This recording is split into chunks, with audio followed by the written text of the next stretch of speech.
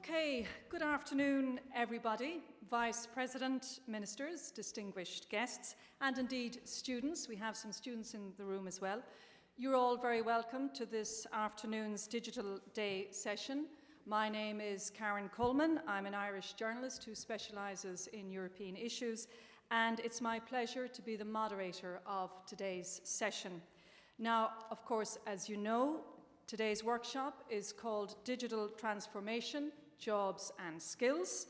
We're going to be assessing the impact of digitisation on jobs and the labour market. So it's going to be a very busy and hopefully a very productive session. And the aim is to have some strong policy recommendations at the end of it. Now, just one or two housekeeping issues. I mentioned students. We have 10 university students joining us today. They're attending Lewis University here in Rome, and students, you are most welcome. Hopefully we'll hear a little bit of your views maybe towards the very end of today's session. We also have interpretation available. You should all have your headsets. So Italian is on channel 1 and English is on channel 2. And the session is also being web streamed live, and the link is on the Digital Day website.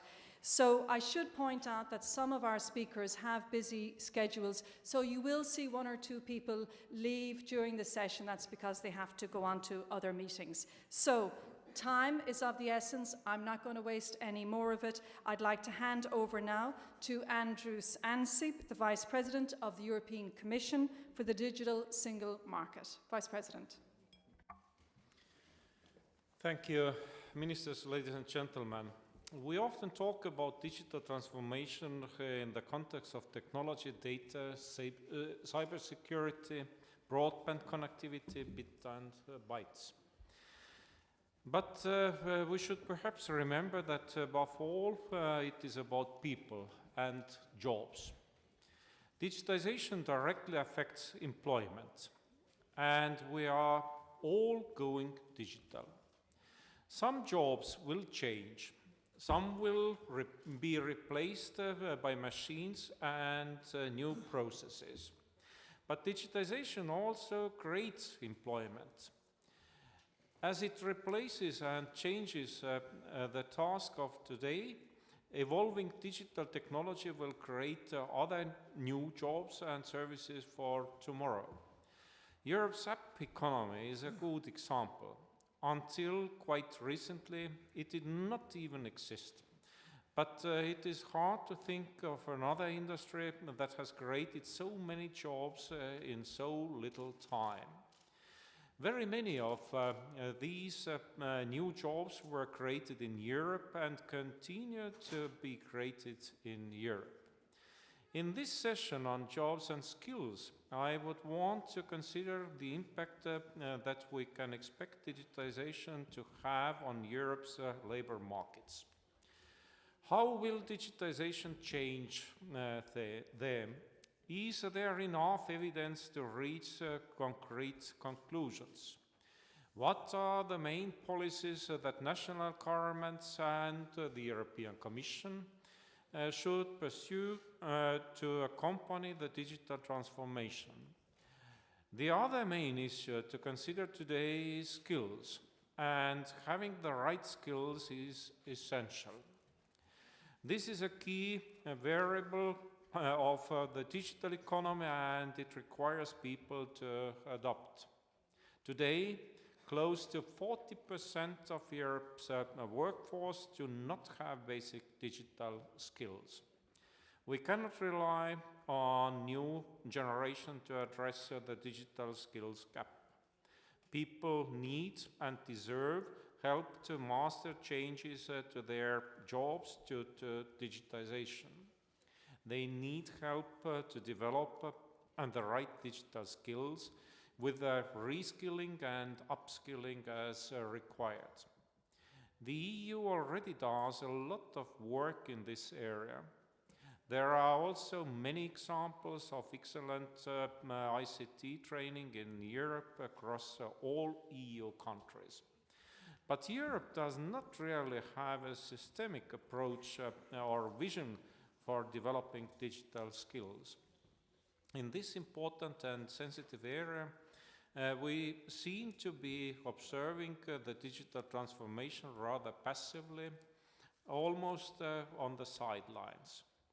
But being passive is not an appropriate policy response for a modern economy like the European Union.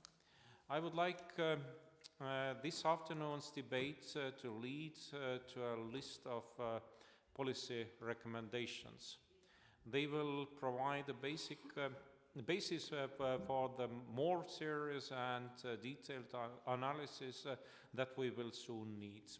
I look forward to the discussion. Thank you. Thank you very much, Vice President. Well, now we're going to hear from our First Minister. I'd like to give the floor now to Minister Giuliano Poletti, the Minister for Labour and Social Policies in Italy. I should point out that Minister Poletti is directly responsible for employment policies in Italy, and he's going to talk about the future of labour markets in an era of increasing digitisation. He's also joined by his advisor sitting next to him. Minister. Grazie e buongiorno a voi tutti. La rapida diffusione della digitalizzazione e dell'automazione ha prodotto un dibattito relativo al suo impatto sull'economia, sul lavoro, sulla società, che vede due posizioni contrapposte. Da un lato i catastrofisti e dall'altro gli entusiasti. Noi non ci schieriamo con nessuno dei due, non scegliamo una di queste strade, ma registriamo come ad oggi le imprese che hanno innovato sono quelle che hanno migliorato la loro competitività e spesso aumentato l'occupazione. Più in generale, noi crediamo che questa trasformazione vada vista realisticamente nella sua duplice natura. Da un lato le grandi opportunità associate alla creazione di nuova ricchezza e maggior benessere, dall'altro la sfida della sostenibilità sociale di un nuovo sistema economico. È una grande sfida per l'Italia e per l'Europa, per il loro futuro, per la loro crescita politica, economica e sociale. È una grande sfida e un'opportunità anche per il sistema imprenditoriale italiano, che è caratterizzato da piccole e piccolissime imprese, che hanno dimostrato di saper creare e produrre beni e servizi di qualità e che attraverso la digitalizzazione e l'automazione potranno migliorare la qualità e la capacità produttiva e raggiungere nuovi mercati internazionali. Per questo è determinante accompagnare le nostre imprese verso l'innovazione e farne nascere di nuove, sia nel campo della manifattura, asset fondamentale del nostro Paese, sia nei servizi, favorendo l'internet delle cose, l'automazione, l'ottimizzazione dei processi e l'utilizzo dei big data. C'è però un dato importante da tenere presente. Sintetizzando, potremmo dire che il passato non è passato, ma il futuro è già arrivato. Nel mondo del lavoro convivono infatti vecchi e nuovi mestieri, ai quali sarà necessario prestare la stessa attenzione per assicurare a tutti garanzie ed opportunità. Questo significa, in primo luogo, essere capaci di colmare la differenza di velocità tra innovazione tecnologica e la definizione di politiche in materia di lavoro, formazione, sicurezza e welfare. Parliamo della velocità della democrazia. Dobbiamo agire per diminuire le diseguaglianze e promuovere una relazione positiva tra condizione umana e innovazione tecnologica, con politiche coordinate a livello europeo in modo da adottare soluzioni uniformi ed evitare di alimentare un potenziale dumping sociale. Un disegno organico che tenga conto delle trasformazioni demografiche e dei flussi migratori, costruendo politiche per l'inclusione sociale, per i giovani, per l'occupazione femminile, per l'invecchiamento attivo, insomma una rete di protezione sociale per lavoratori e aziende, in grado di assicurare a tutti un forte sistema di welfare fatto di politiche attive e passive e di continuità previdenziale. La diffusione dell'innovazione produce un nuovo paradigma produttivo che cambia il concetto di luogo e di tempo di lavoro, crea nuove figure professionali e richiede competenze digitali aggiornate. Diventa quindi essenziale l'orientamento e l'armonizzazione tra conoscenza e lavoro, con percorsi di studio e di formazione più vicini al lavoro che cambia e alle nuove figure professionali. Saranno fondamentali sia l'alternanza scuola-lavoro per chi entra oggi in un percorso di istruzione, sia l'alfabetizzazione digitale di chi già lavora. Dobbiamo ripensare profondamente il sistema complessivo della formazione. Non è più pensabile che le persone si formino fino ad un certo punto della loro vita, debbono entrare in un percorso di lifelong learning mirato ad avere sempre le competenze necessarie per un mondo del lavoro straordinariamente dinamico. In questo la digitalizzazione può essere un'alleata. I corsi di formazione online danno l'opportunità di raggiungere platee molto ampie. Pur senza sostituire del tutto la formazione in presenza, rappresentano uno strumento essenziale per l'aggiornamento professionale e per la diffusione di competenze digitali di base. L'Europa, sottolineando che nel 2020 ci saranno tra 500 e 700 mila posti di lavoro non coperti nel campo dell'ICT per mancanza di competenze, si propone di eliminare questo gap e ha sollecitato gli Stati membri ad assumere iniziative in questa direzione. Noi, come Ministero del Lavoro, abbiamo portato avanti alcuni primi progetti per far fronte a questo gap. A partire dal programma europeo Garanzia Giovani, abbiamo realizzato, grazie alla partnership con Google e Unioncamere, il progetto Crescere in Digitale, che punta ad accrescere le competenze dei NEET per farli diventare evangelizzatori digitali delle nostre piccole e medie imprese. Si tratta di 50 ore di formazione online, a cui segue una giornata di formazione in aula. Pochi dati per rappresentare il programma. Ad oggi 90.000 giovani sono in formazione, 5.000 imprese sono parte di questo progetto, 7.000 tirocini formativi sono a disposizione. Dei primi 500 giovani che hanno completato questo percorso, immediatamente, direttamente, il 30% ha avuto una occupazione. Consideriamo quindi questo progetto sinceramente un successo. Ma non ci siamo fermati qui. In linea con le indicazioni della Commissione europea di estendere la formazione digitale anche a giovani non provenienti da indirizzi di studio scientifici, a breve partirà un progetto definito Young Digital, che seleziona 1.000 giovani senza esperienze di programmazione e senza particolari competenze digitali, che verranno formati in aula per 3 mesi al fine di garantire loro di diventare programmatori di software e di lavorare con un contratto a tempo indeterminato presso molte aziende che hanno già dato la loro disponibilità ad assumerli. Inoltre abbiamo già siglato un'intesa con Microsoft per formare i nostri NEET verso le nuove figure professionali nel campo dell'ICT.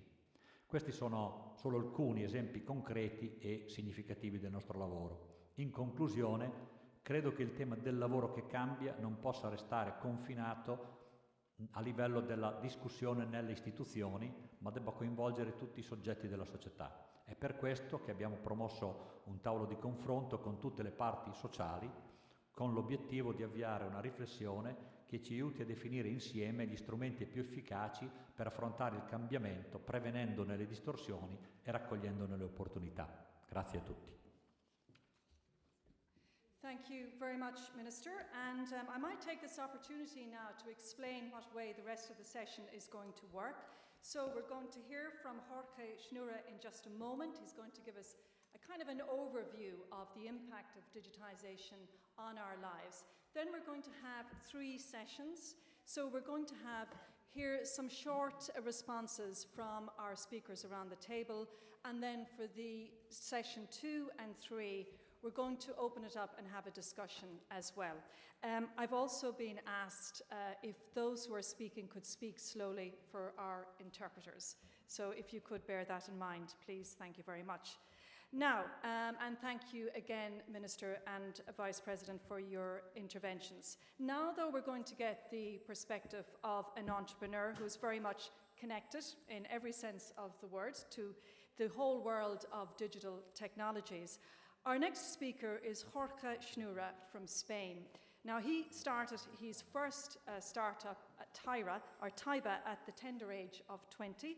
Tyba became the largest jobs marketplace for startups and tech companies in Europe. It was acquired in 2016. And now Jorge is running his second startup. It's called Source, and it operates in the world of artificial intelligence. He's also Professor of Entrepreneurship and Innovation at IE Business School in Madrid. He's also an advisor as well to several startups. Jorge is now going to give us an overview of how digitization will affect jobs and the labour market in the future. So first of all, let me thank you all for having me here. It's a great honor to be with all of you. I think it's also great that we have some university students here, because it's important to engage all the generations and the whole value chain there, so we work together on some solutions. So as you're all very much aware, and there I don't need to tell you much, life has changed very rapidly, and it's the pace at which life is changing is actually accelerating. Most of these changes that we've had in these years that have changed our lives so dramatically have been based on a few technologies, and there's then of course some sub-technologies to these that have changed our lives, right? It's PCs, it's the internet, and it's smartphones, right? But we're right now at a very interesting point in time where it's the dawn of a lot of technologies, each of which has the potential of having the same impact that these three previous technologies have had on our lives. Some of these technologies are artificial intelligence, the blockchain, the Internet of Things, VR, drones, but there's so many others in so many other fields. So basically what's happening is that the pace at which life is going to change is accelerating quite quickly, and it doesn't seem to be going to stop soon. One of these technologies, which is the one I think that has been talked most about in the recent last 2 years, is AI, right? And many people fear that AI will replace many things that we do today, because that's what it's designed for, right? It's artificial intelligence, so it's meant to replicate what we do with intelligence in some places or verticals, right? I always show this one example because I think it's very fascinating in terms of if you think what will happen once AI takes over some of the industries. The number one job in the US, the most common one, is truck drivers. So we all know that it's inevitable that this job is going to be automated. Trucks are going to drive themselves at some point. We can't say if it's 5 years down the road or 10 years down the road, but this is going to happen. Now you have basically a huge amount of the population working. By the way, the number 3 is taxi driver, working as truck drivers and as taxi drivers, and countries need to start thinking about what are they going to do with all these people? How are they going to make sure that these people will participate in the system? There's a lot of policies that have been discussed around minimum wage and so on, but we also need to think about the realization of the human being. A human being that wants to be working and can't work is something that can be very frustrating, and we need to also think about that, right? So AI poses some threats to our economy and to the way our society works, but it also poses a lot of opportunities. Many people tend to see AI as this thing that is, separate from the human being, and hence something that is competing with us. But eventually what we will get to is being able to connect our brains to a computer running AI and to be able to be complementary in the types of intellect that handle situations, right? It's what we call the neural lace. So basically creating a lace between, neural network, machine neural network, and our own neural network. And it also poses a great opportunity for the European Union. Because right now, so as we all know, Silicon Valley is kind of the epicenter of everything that is the technology that has been developed since the end of the 90s. All the cutting edge technology has been developed there. But Europe now has the opportunity of taking the lead in any of these 5 and other technologies that I haven't mentioned that are growing now. But it's not an easy thing to do, and we have a very big competitive advantage over, for example, the US, which is we're not that close to talent coming from abroad as they are, right? Because in order to build these technologies, we need, it's a function basically of talent and money, right? You need the talent to build it, you need the know-how, and you need the money to actually build these things, because neither of these technologies are very cheap. So you basically need to attract the talent, the companies, and the investors for these things. In order to attract the talent, it's foolish to think that we will be able to train people fast enough for the demand that is coming in these technologies. So we need to accept that we need to look also outside of Europe and try to attract talent from outside of Europe to Europe, which is something that many companies are already doing. In our company, most of the people, or half of the people actually, that we attract to work on AI are people from outside of Europe. And this is something that is perfectly fine, right? So we need to while the US is making it harder for people from outside to come in, we need to use that advantage to attract these people, make visa processes faster for data scientists, for software engineers, for the type of people that we need to develop these future technologies for us to own them. This will also attract foreign companies, so foreign I mean from outside of Europe, to come to Europe to develop these technologies, as we've seen with Facebook developing all their AI efforts now from France because of this, because of the French tech visa. If these companies come here, they will not just be developing it with European talent, and it will not just be something that creates, an ecosystem here. It will also train the talent that is already in Europe, and that talent will be able to then build further things on their own, also from Europe. And then last but not least, one of the other things that we need is we need to make it easier for venture capital funds, for investors, for funds that invest in technology to invest in these companies. Developing any of these technologies is not cheap. Developing AI is extremely expensive. It's much cheaper now than it was 2 or 5 years ago, but it's still very expensive if you want to do it at scale. So you need this investment, and that is something we're lagging behind, but we still have this opportunity of making it really easy for investors to put their money in here. But then we also need to think long-term, right? These things are kind of short-term fixes, short-term arbitrages that we can take advantage of in comparison to other places of the world.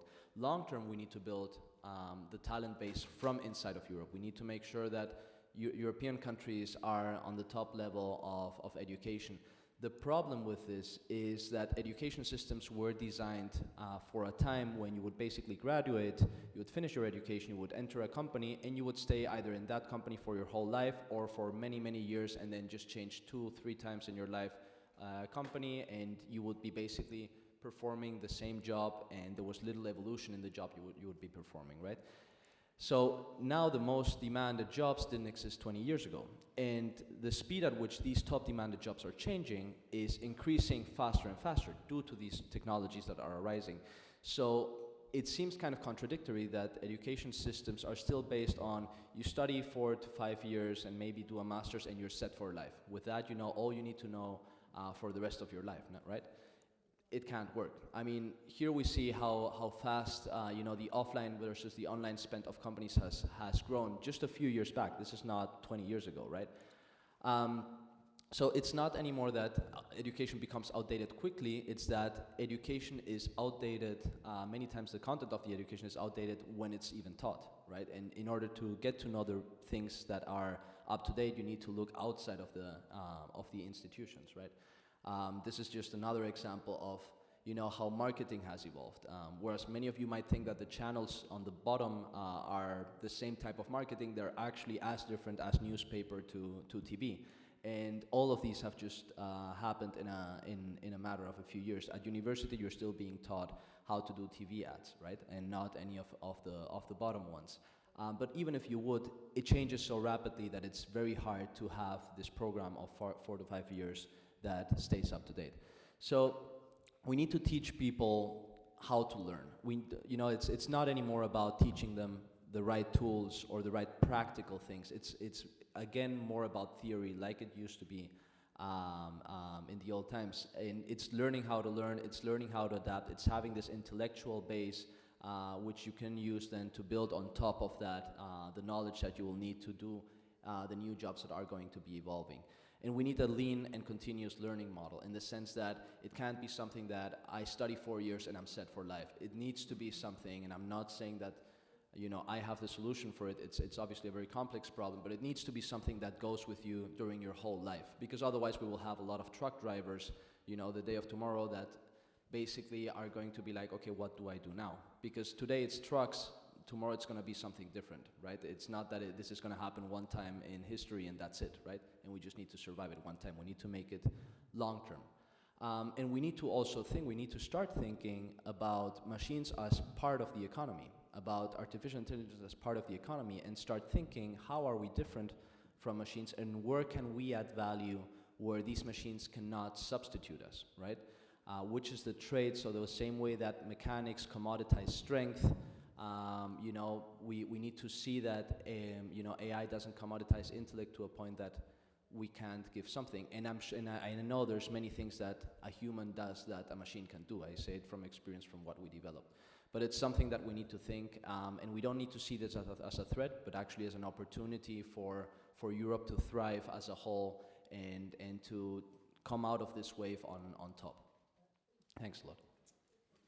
Okay, thank you very much for that. I think that's given us a lot of food for thought during our discussion sessions. And now it's time for our ministerial session.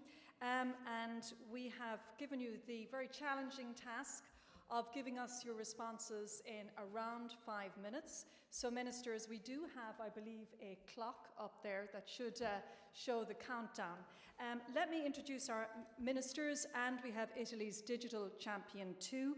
And I'm basically going to ask you all to respond, first of all, to what Jorge has been saying, perhaps, and then to give us a sense of what actually is happening in your own countries in terms of digitization and its future impact on jobs. So now it's my pleasure to introduce our ministers, and let me start by saying that Minister Alexander De Croo, who is the Deputy Prime Minister of Belgium, can't join us, but we are joined by Emmanuel Malia, the Minister for Competitiveness and Digital in Malta, Peter Pellegrini, the Deputy Prime Minister of Slovakia, Boris Koprivnikar, who is the Deputy Prime Minister of Slovenia, Manuel Heitor, the Minister of Science, Technology and Higher Education in Portugal. And then we have Diego Piacentini, who's the Italian Government Commissioner for the Digital Agenda and recently nominated Italy's digital champion. So Minister Malia, if we can start off with you, please.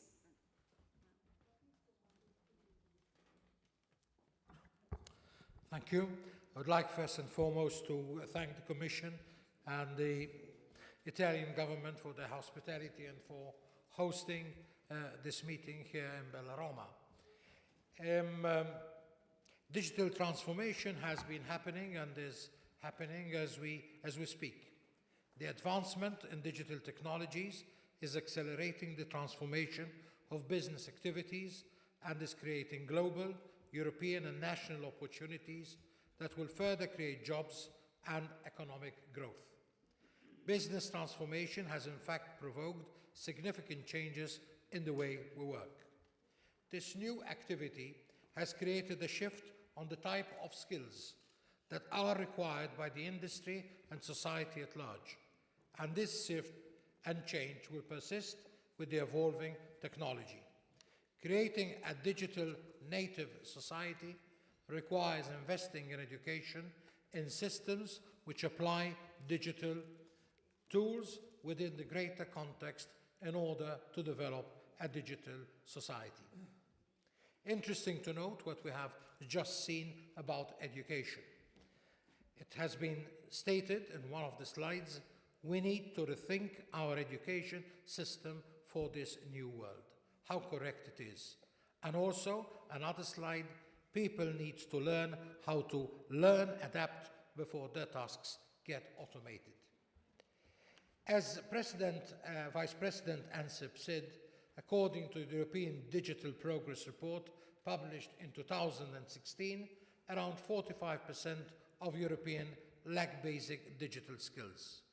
Having the required digital skills will allow Europe to retain its regional and international significance in an ever-changing and increasingly digitalized international market. The digital skills landscape provoked by digital transformation needs people who are digital savvy, business savvy, and those having strategic leadership. This means the major players may need to come out of their comfort zone to transform citizens, the labor market, and professionals.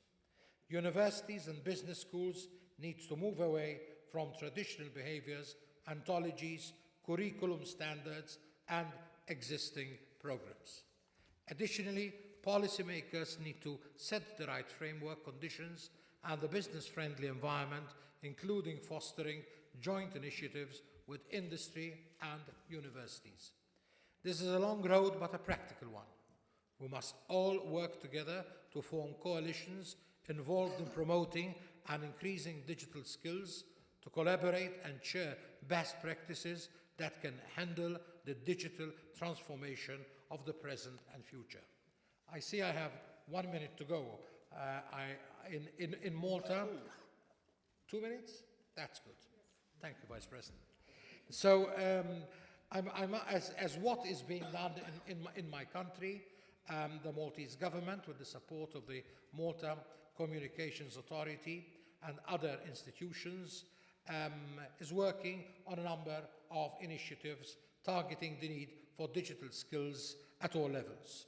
At all levels, digital skills for the society, flagship Enter project, which is an accredited and training program that has so far trained more than 5,000 individuals, training on the use of internet banking, training for the elderly and people with special needs.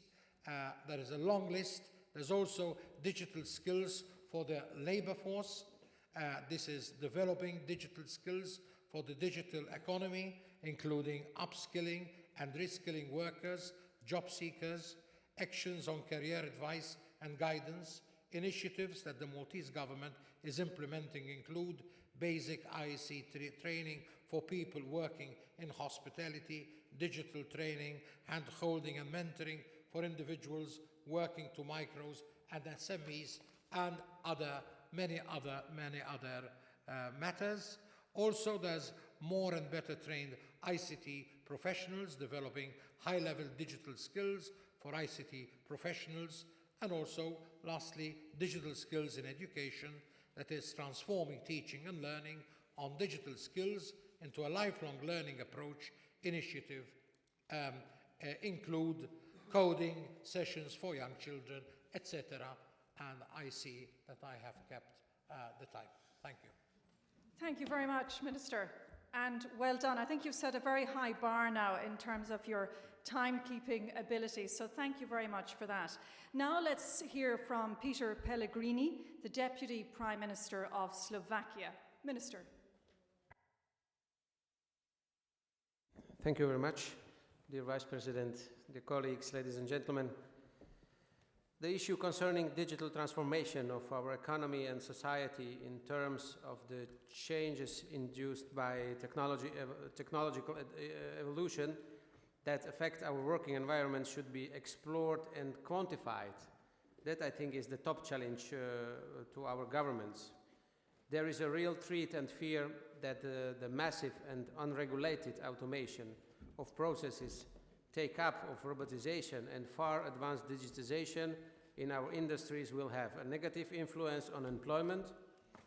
It will directly cause large-scale commercial replacement of human labor force by robots and intelligent machines, and that it will cause elimination of certain categories of jobs we know for centuries.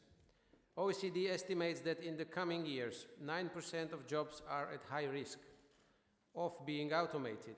In Slovakia, for example, even 11% high risk, while 35% medium risk. While a quarter of all jobs would be significantly affected by automation and digital transformation. Similar studies by the European Parliament, well-known think tanks and consultancies predict even higher number in 10 or 20 years from now. From history, we have learned that the major technological advancements such as steam engine, electrification, assembly line production, and other innovations may cause social disorder and work revolutions. Although many different opinions on this impact exist, automation may first touch routine type and low-skilled jobs, while high-skilled workers can be more demanded. To prevent the worst-case scenario, talent shortage, mass unemployment, and growing inequality, the adoption of well-focused measures is critical. During the Slovak presidency in July 2016, we invited employment ministers from all member states to discuss the impact of technological progress and innovation on labor markets, in particular on work contracts, labor law, and social security systems. We were seeking for responses whether our labor laws can offer enough flexibility to reflect further technology developments which have significant impact on evolving new forms of employment. We as politicians were asking how we can take advantage of the potential of digitization, how the whole society may profit from it. And it is clear that among several positive contributions digitization brings into labor markets is introduction of new forms and work organization, efficiency in matching workers to jobs and tasks, platform economy jobs models, time flexibility, and other examples. There is also another phenomenon we have to take into consideration. Digitization rises up a level of qualification requirements placed on workers and employers in many professions. To highlight the outcome from Bratislava, it was stated a solution and adequate measures should be sought both at national and the European level. I can subscribe to a general agreement to protect employment and on the need to define which skills and professions should be adapted to the new trends such as Industry 4.0. Considering the workers having low skills and education are at the highest risk of job loss or displacement, it is important, as it was mentioned here already, to increase investment into skills, promoting lifelong learning and training, reskilling and upskilling with a special focus on scaling up digital and ICT skills for all, and moreover, effective EU employment policy powered by efficient use of the EU funds should be further proclaimed. Social welfare models should be adapted to cover the new dynamic forms of employment, such as crowdsourcing, 0 hours, and on-demand contracts, platform economy models, etc. The other challenge for the EU is to encourage innovation, technological development, and creativity, as well as the transition to the new economic reality in which digitization constitutes a driving force. Let me finally add this assumption. If the world, as we know it now, would be dramatically changed due to the introduction of digital technologies and artificial intelligence to our industries, thus resulting in significant job losses or their major transformation demanding for higher skills, in parallel, we should start exploring and assessing innovative social welfare models for the whole EU to compensate this situation in the future. Thank you very much. Sorry, I was a little bit late. No, I think you were almost spot on. Okay. Maybe just a couple of seconds over. Okay. But Great, thank you very much for that, and I think some of your points will certainly be discussed a little bit later. Now, let's move on to Slovenia, and we have here with us today Boris Koprivnikar, the Deputy Prime Minister of Slovenia. Minister. Thank you, Commissioner, dear colleagues. We just discovered that we are sitting together with the Slovak colleagues, which are the fastest country on the DESI index, so obviously we are doing something right, I hope so. But the reality that we are facing is that 60% of the children that are entering the first grade of school will do the jobs that not yet exist. That's how rapid the world is changing. So we are questioning what to do. First change that we are enforcing in the system is that we learn functional skills and not professional or skills. So if you know how to learn, if you know how to cooperate, if you know how to work in teams and the projects, then the knowledge you will be able to get on the time when you need it. That's very important change. And again, when we are talking about innovations, we are not talking in inventing something new because we are so smart, but we have to adapt to the changed reality. So it's necessity. And when we are talking about the education system, we have to forget that we educate, work, and go in pension. We do education every day, work every day, and have free time every day. It's from the life cycle we came to the daily cycle. So we have to support with open data, with the open education, with all the measures that this education is always at the reach of the hand. So what we did in our case is that we centralized many of the informatic questions, like Chief Digital Officer, all the informatic questions came to one minister. We established a digital coalition between science, government, civil society, and who I forget, economy, of course. that we discuss together what kind of education and digital development do we need and agree together, because we have to all benefit from it. And it's quite easy to do it in Slovenia because we call it its right size country. With the 2 million country, you can be a little bit faster. You can react faster, even if you know that in every kind of administration you have a lot of obstacles and problems. But definitely it's working. And we are trying to build this so-called productivity sandwich, where we say what is the role of the government and role of the business. We strongly believe the role of the government is to have an enabling environment, communication, open data, open education. But the services, products, solutions will come from the economy. That's how we divide, but we have to work together and communicate all the time. We build a cloud ecosystem, which is a three-layer cloud system. One is for the government, the other is for the public services, and the third one is for the piloting.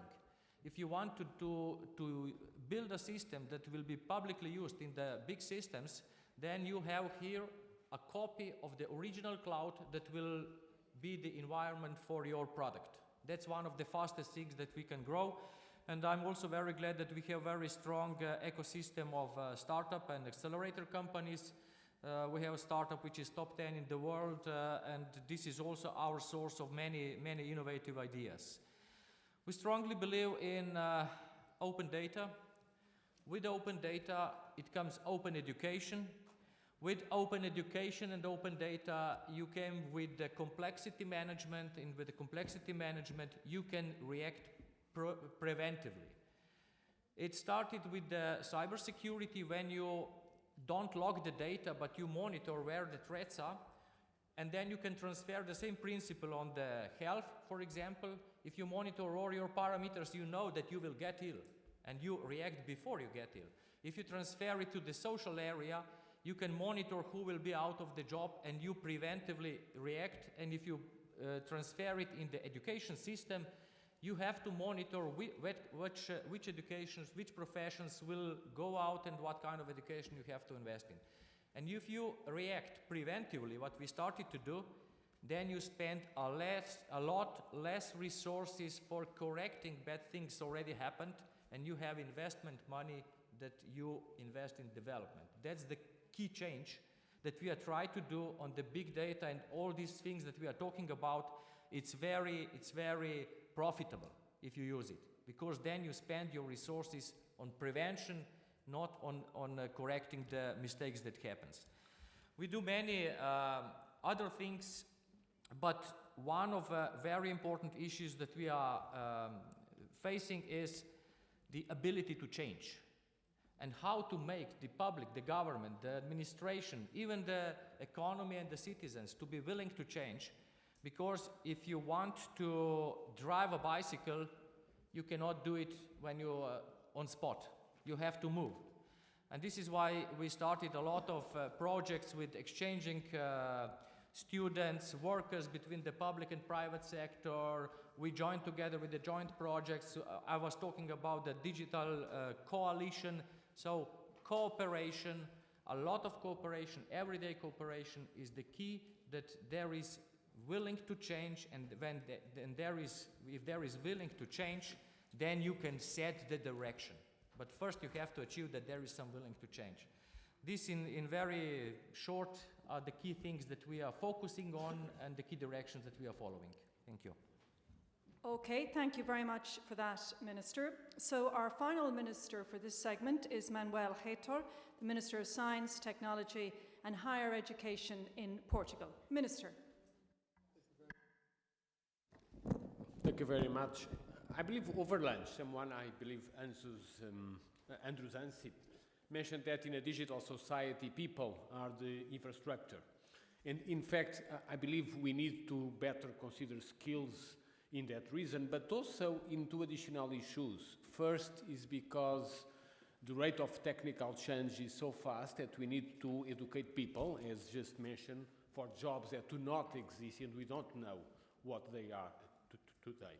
Also, secondly, if we look at the DESI, the European Digital Economy and Society Index, we see that there is a large diversity of of issues, particularly in the human resources area.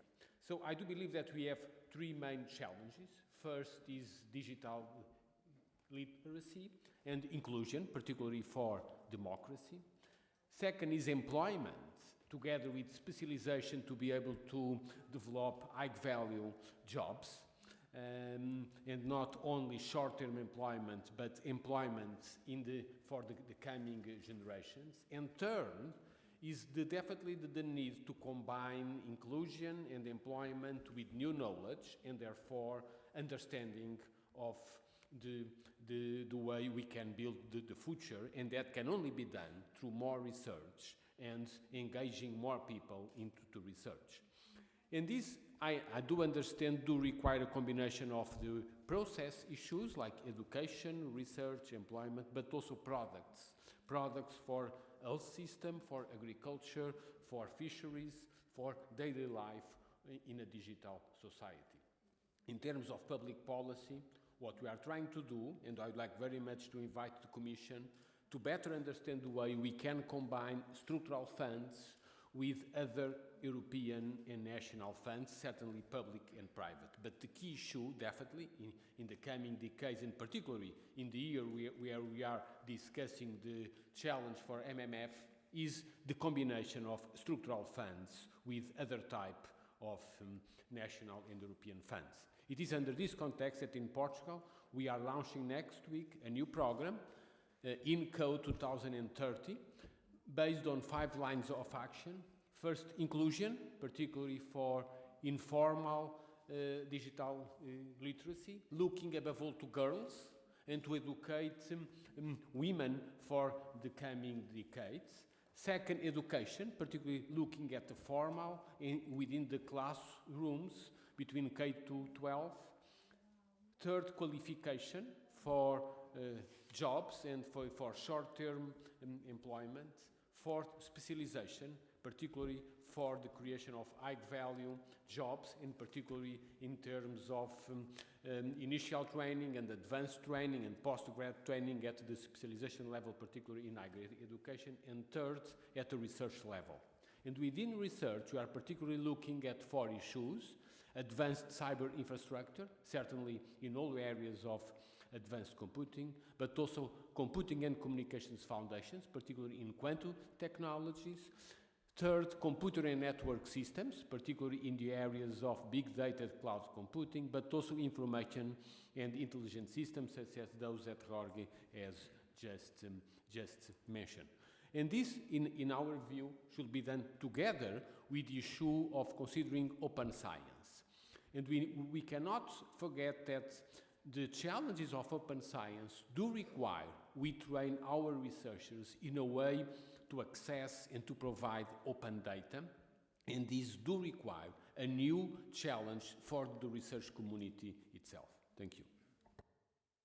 Thank you very much for that, and thank you all ministers. You were excellent with your timekeeping. So now the final speaker for this session is Diego Piacentini, who is the Italian Government Commissioner for the Digital Agenda and also recently nominated Italy's Digital Champion. I think if I can just address this question directly to you, Diego, you have a lot of experience in the ICT industry in Europe and the United States, so you're very familiar with these challenges and trends.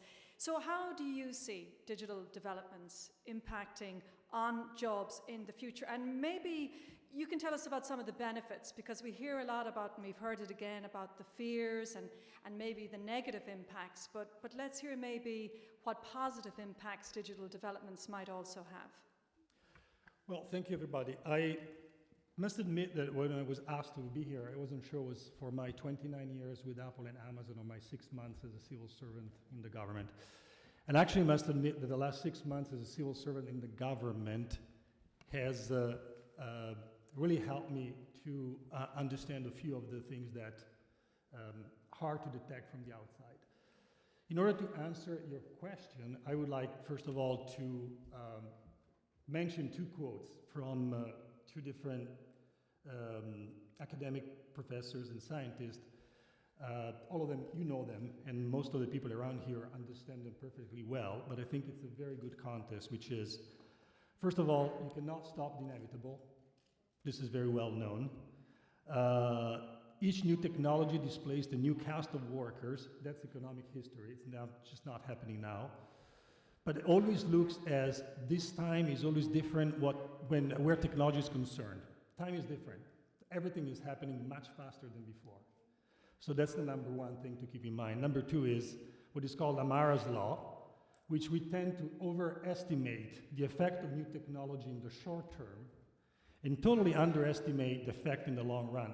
Actually, I would correct, it's not overestimating, you just don't know what's going to happen in the long run. That's the most important thing. So what governments can do, and I wish I know the answer, obviously, but first of all, I think governments need to double down on all possible means to invest and grow new technology and the digitalization of the country. But this is very important. It's a must that government starts from the government itself by generating the necessary investment to simplify and make more efficient the relationship between the government and the citizens, and the government and the company. I mean, I heard obviously things that governments are doing in terms of digital technology, but point is, how can a non-digitalized public administration lead by example? And let's also not forget, which is the biggest employer in countries? Most of the times, it's the government itself. So that's where the digitalization of the country and the help to digitalize needs and must come from. With the digital transformation team, we called our vision is building the country operating system, which is pretty much building the fundamental blocks of what needs to be done from a technology standpoint to digitalize the government. Now, government policies should jumpstart new technologies, which at the end generate new industries, whatever they are. Might generate new industry, and might generate new jobs. You just don't know which ones. But don't stop them. Keep invigorating the investments in area. Many governments, though, not only they need to invest, but they need to reduce bureaucracy, simplifying the legal system. That's a huge enabler for technology investment. It's a big jumpstart. I believe that countries with low flexibility in government decision-making system, with rigid bureaucracy, heavy legislative and judicial system, a multi-layer of federations, each one with a binding opinion, everything has to be done, are destined to miss the opportunity to create new kinds of jobs. And that's what governments need to really be careful, which is think about the long term of the welfare of the citizens. I also don't think that we must invent new jobs. As I said, we don't really know what the new jobs are, but we need to be ready with a flexible environment to accelerate the growth. Let's look, for example, at those occupations which require a high degree of creative intelligence and what is called also social intelligence. Think about teaching, tourist guide, anything that is related to culture, to the environment, to the well-being of people. Those are not new jobs. Those are existing jobs that unfortunately oftentimes are cut by budgets, both in terms of government and in terms of companies. And so those are jobs that will hardly be replaced by artificial intelligence or will be replaced in such a long span of time, it doesn't really matter for the next 10 to 20 years. The increase of those job types can be accelerated by increasing investments, adopting policies and changing processes to help education, schools, universities. I heard about continuous learning, which is exactly in line with what I'm saying. Education, environment, and culture. Drastically increase, for example, of the ratio of teachers to students over time. Today, what is the ratio of teachers to students? 1 to 20, 1 to 25? Think about a future where 20 years from now, it could be 1 to 3 and not replaced by artificial intelligence. That's the kind of long-term thinking we might want to think about. And again, which is the largest employer in the country usually? It's the government. And the government itself is not allowing turnover in some countries. And here you have an aging population in government which doesn't understand by definition technology, and we're missing the opportunity to understand technology. As a last point, I believe also that One of the things we're doing with the digital transformation team is bring in technological competence in the government. The point is not about, the government is about laws and policies, and then let's give to the external companies technology evolution. And there is always a borderline, which is no technology understanding in the government, all the technology understanding outside. We need to start moving the bar out for which there is more competence within the government. Think about a new hybrid, a new breed of politicians, a new breed of government person, a new breed of government officials for which are going to be less, I'm paraphrasing, don't take it literally, but less lawyers and more computer scientists in the government. And the next breed should be also people that are technology savvy and understand also humanities and arts. I really encourage universities of law to start teaching computer science. And believe me, it's much easier to teach law to a computer scientist to a lawyer. Thank you. Okay, thank you very much for that. And indeed, again, we had during this session a lot of very interesting points raised, which hopefully we can elaborate on now during the next two sessions. So, this session is going to look at the impact of digitization on labour markets. And I'm going to pose a question to each one of our participants for this section. And then we will open it out for discussion to all of you around the table here for your views, for those of you who'd like to contribute to the discussion. So let me introduce our speakers for this session. They are Stefano Scarpetta, the Director of the Employment Division with the OECD, or at least with the OECD. I'm going to give your up-to-date title in a moment.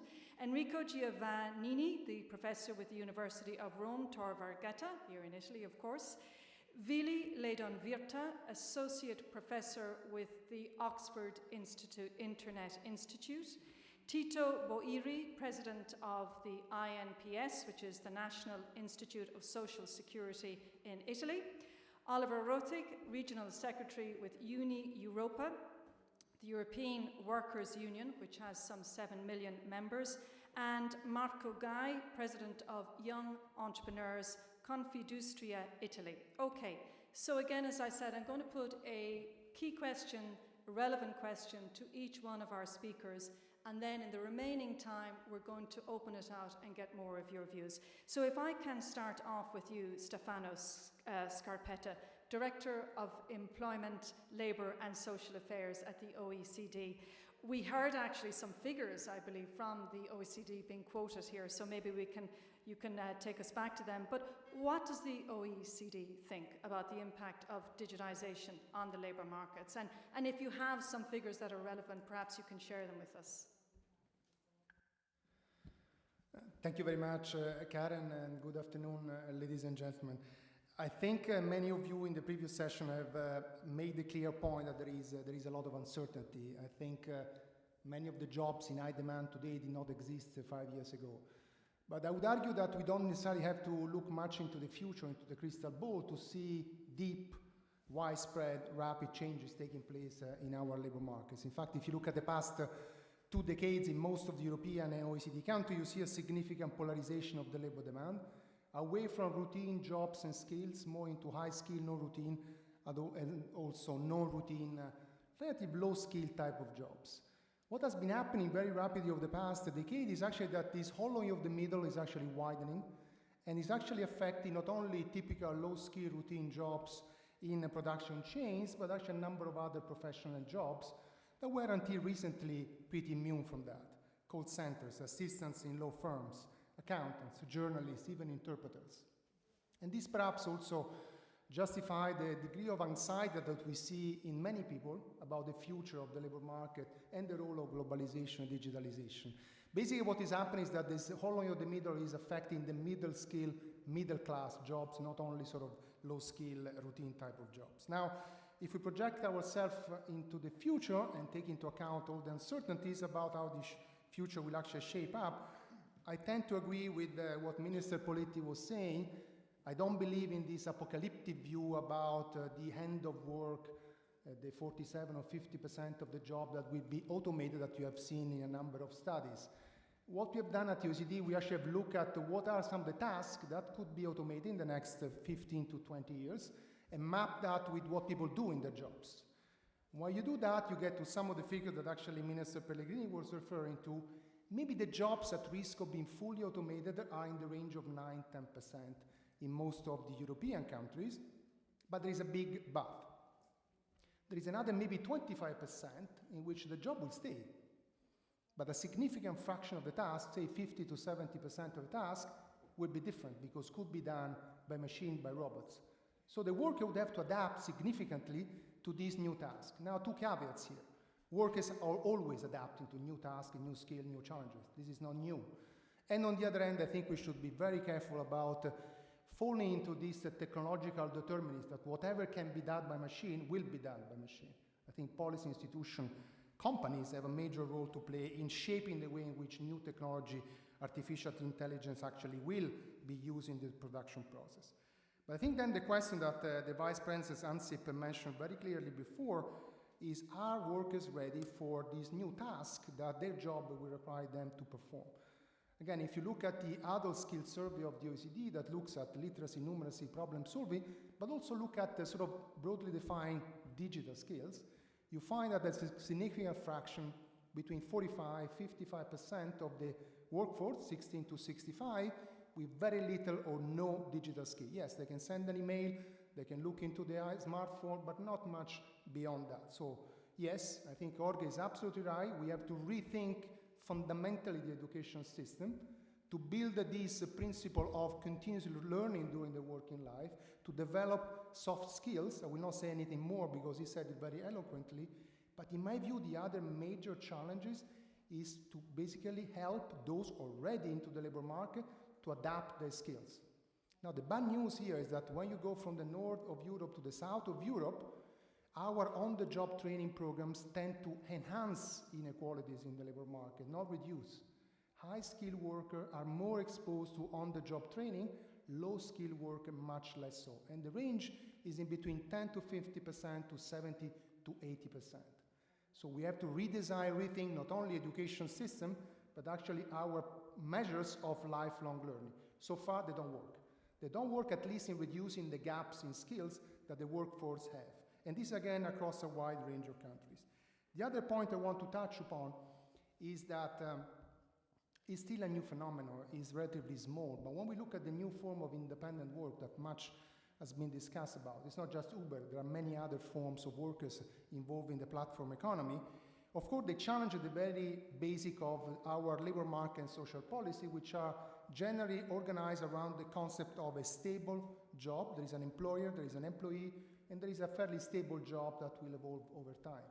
Here we are talking independent worker dependent on a platform economy. We are talking about people holding more than one job even at the same time, and we are talking about people moving from one job to another very quickly. So the concept of a minimum wage in those countries do have it, working time regulation, collective bargaining, and many other things that are the key pillars of our labor market and social policy are significantly challenged. Let me just give you two examples. Today, in the 35 members of the OECD, 19 countries, if you are an independent worker, you are not protected against the risk of losing your job. You do not have access to unemployment benefit. In 10 of these countries of the OECD, if you have an accident at work as an independent worker, you are not covered. So there is a lot to be done to really reconsider, adjust labor market policy, social policy, in what is still a fairly small phenomenon, but I think it could potentially increase further. And this, again, you were talking about what other recommendations at this table can discuss. In my view, reconsidering completely lifelong learning with a partnership between public and private, and reconsidering labor market and social policy to take into account a new form of work, in my view, seems to be the two very important, big, huge challenges that we are facing, all of us, going forward. Thank you. Okay, very good. Thank you very much for that. And speaking, I suppose, about those big policies, to you, Enrico Giovannini, Professor with the University of Rome Tor Vergata, you are a former Minister for Labour. What kind of policies do you think should be implemented? What I might do is give you my microphone. There is some sharing of mics that we will require, and if you could keep it to about 3 minutes, that would be great. Absolutely, and you can take the microphone out of me, of course.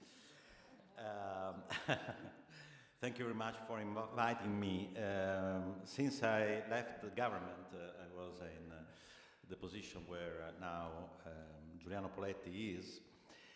I had the opportunity to work a little bit on these issues, and I will make references to two reports because I don't have time to go on that. And then I will focus on some very concrete recommendations, Vice President, that the Commission can eventually take forward. First, the UN Secretary General asked me to chair a panel on the data revolution for sustainable development in 2014. The report, A World That Counts, is available for those who want at the website www.undatarevolution.org. And one of the key messages is almost 2.5 years ago is that, of course, there are a lot of opportunities, but also huge risks of increasing divide between developed and developing countries, first between the public sector and the private sector, and third, between people who know how to use data, and when I say data, I'm also talking about goods and services based on digitization, and those who don't have a clue how to do that. There are some recommendations there, and as I said, if you wish, you can look at this. The second report, another panel that I chaired on behalf of the Commission, was on how to change STI policies for sustainable development. And we made more than 50 recommendations on how to orient science, technology, innovation policies in this direction. And some of them are being followed, but there are others that are yet to be implemented. Now, I think we have a big elephant in the room, and the room is quite packed, so it's quite dangerous. We are in the eve of the meeting of prime ministers and presidents to discuss the future of the European Union. Are we talking here about economic problems, social problems? Is there any difference anymore? My point is that the division of labor, the current division of labor between the Union and the countries is out of date. It's completely old-fashioned. And this is a serious problem because, as we heard also from Stefano, that the social problems can become economic problems and then social problems and so on and so forth. So I think that the big issue is what can the Union do in this respect and what countries are ready to allow the Union to do, or whether the countries want to keep their powers in their hands. Let me just give you quickly three points. Do we want to build a truly European labor market? Well, if yes, we have to do, we could do a lot of things. While if we want just to link national labor markets, it's a different story. So let me assume for a second the first perspective. First, we heard about the importance of data scientists.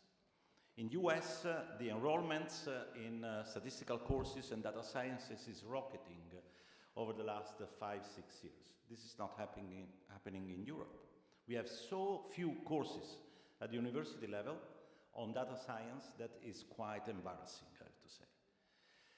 So is this a responsibility of the Commission and the Union? I would say maybe not, but if we don't address that, we will never prepare the generation for exploiting the new technologies. Second, expenditures in education. We talk about investment in human capital, but actually we count the expenditures in human capital as a cost, as a current expenditure. This is a nonsense. You buy a computer, you get a tax benefit. You do a training course, you don't get anything. Does it make sense? So my recommendation, and as consultant to the cabinet of President Juncker, I tried to say that several times, we have to change the rules. The good news is that in the European Fund for Strategic Investments, in a way or the other, these kind of expenditures are now included. but not in national accounts. And this is polluting the whole story, given the fiscal rules. Third and last point on data. Stefano can say much more about this, but our labor force survey in Europe is not good enough to monitor what's going on. And in fact, the OECD got crazy to simulate to calculate the numbers that Stefano mentioned, while in US and UK, you have much better data in terms of disaggregation by skills and so on and so forth. So if we want to follow this, we have to invest on that.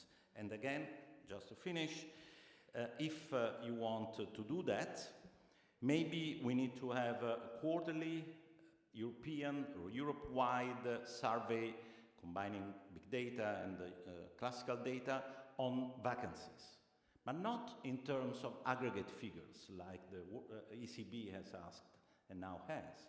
Something very detailed in order to tell people where the jobs are being created. This is a way to build a European labor market and to be very concrete. Thank you very much. Okay, thank you very much for that. And again, if I can ask our speakers, if you can stick to time, it means we'll have more time to discuss with the whole table. Now, to you next, Vili Leydon-Virta, Associate Professor with the Oxford Internet Institute.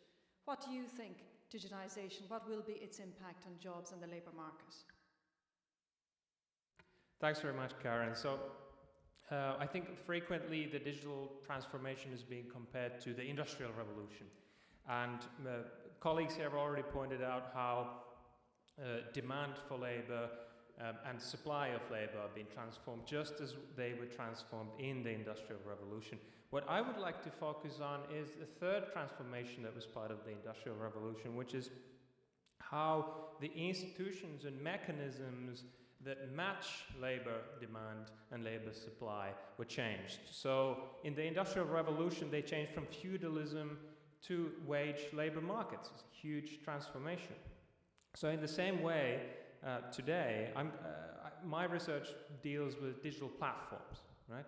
So we see with digital platforms how new types of matching mechanisms, contracting mechanisms are being created with digital technology. So take the gig economy, so apps and platforms that are being used to hire people not for standard full-time employment, but for gigs, short-term employment, and so on and so on.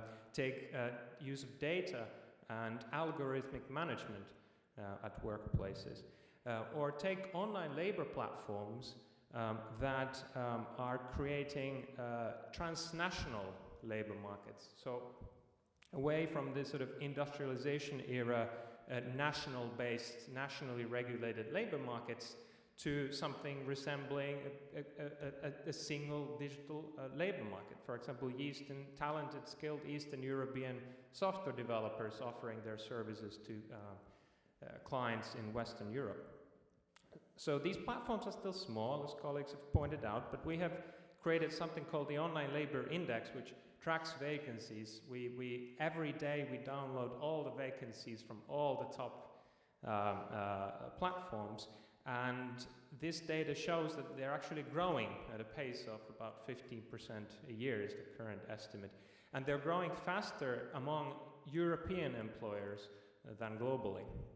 So over 20% annualized growth rate currently in Europe. And we can observe similar trends elsewhere in the labor markets, of course, outside platforms as well.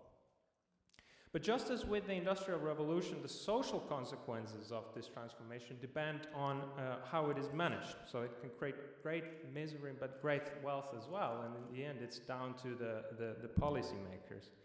I'm just going to mention some examples. So for these kind of individualized workers who no longer have colleagues and the corporate structure, what kind of new supporting structures are we providing for them? And the research shows that, for example, online communities, Facebook groups, co-working spaces are very important for mutual support and learning.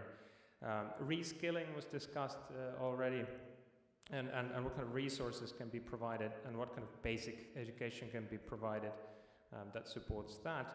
And then finally, how do social welfare systems adapt away from binary notions of unemployment and employment towards this kind of more flexibilized labor markets? It's clear that we really need more data and research on how to successfully manage not just the technological but the social dimension of the digital transformation. And I suspect that it's actually the more difficult dimension of the two. Final lesson I think that we can draw perhaps from the Industrial Revolution is that even though there were winners and losers, in hindsight, the worst off were those countries that never embraced the revolution in the first place. Thank you. Okay, thank you very much. And our minister has to go. But let's move to our next speaker now, to Tito Boeri, President of the National Institute of Social Security in Italy. Professor, we've heard a lot here about the potential changes to the labour market, lots more insecurity, that we maybe have to reinvent social welfare models and models to enable people to feel more secure. So, and that we'll have increasingly maybe more people self-employed. So how do you think social security models are going to have to change to enable these new labour ways? Well, thank you for inviting me. I think that our social security models and system prove capable of dealing with mass unemployment very recently. There is a picture of the Great Depression that I think is very revealing in this respect. I'm sure you have seen it. It displays people queuing in downtown New York, very well dressed, with a hat, a tie, a jacket, queuing for a free meal provided by some charity. We have not seen anything like that during the Great Recession, although for some countries, Italy in particular, has been way tougher, way more heavy than the Great Depression. And the reason why this didn't happen is because we have social security system in place.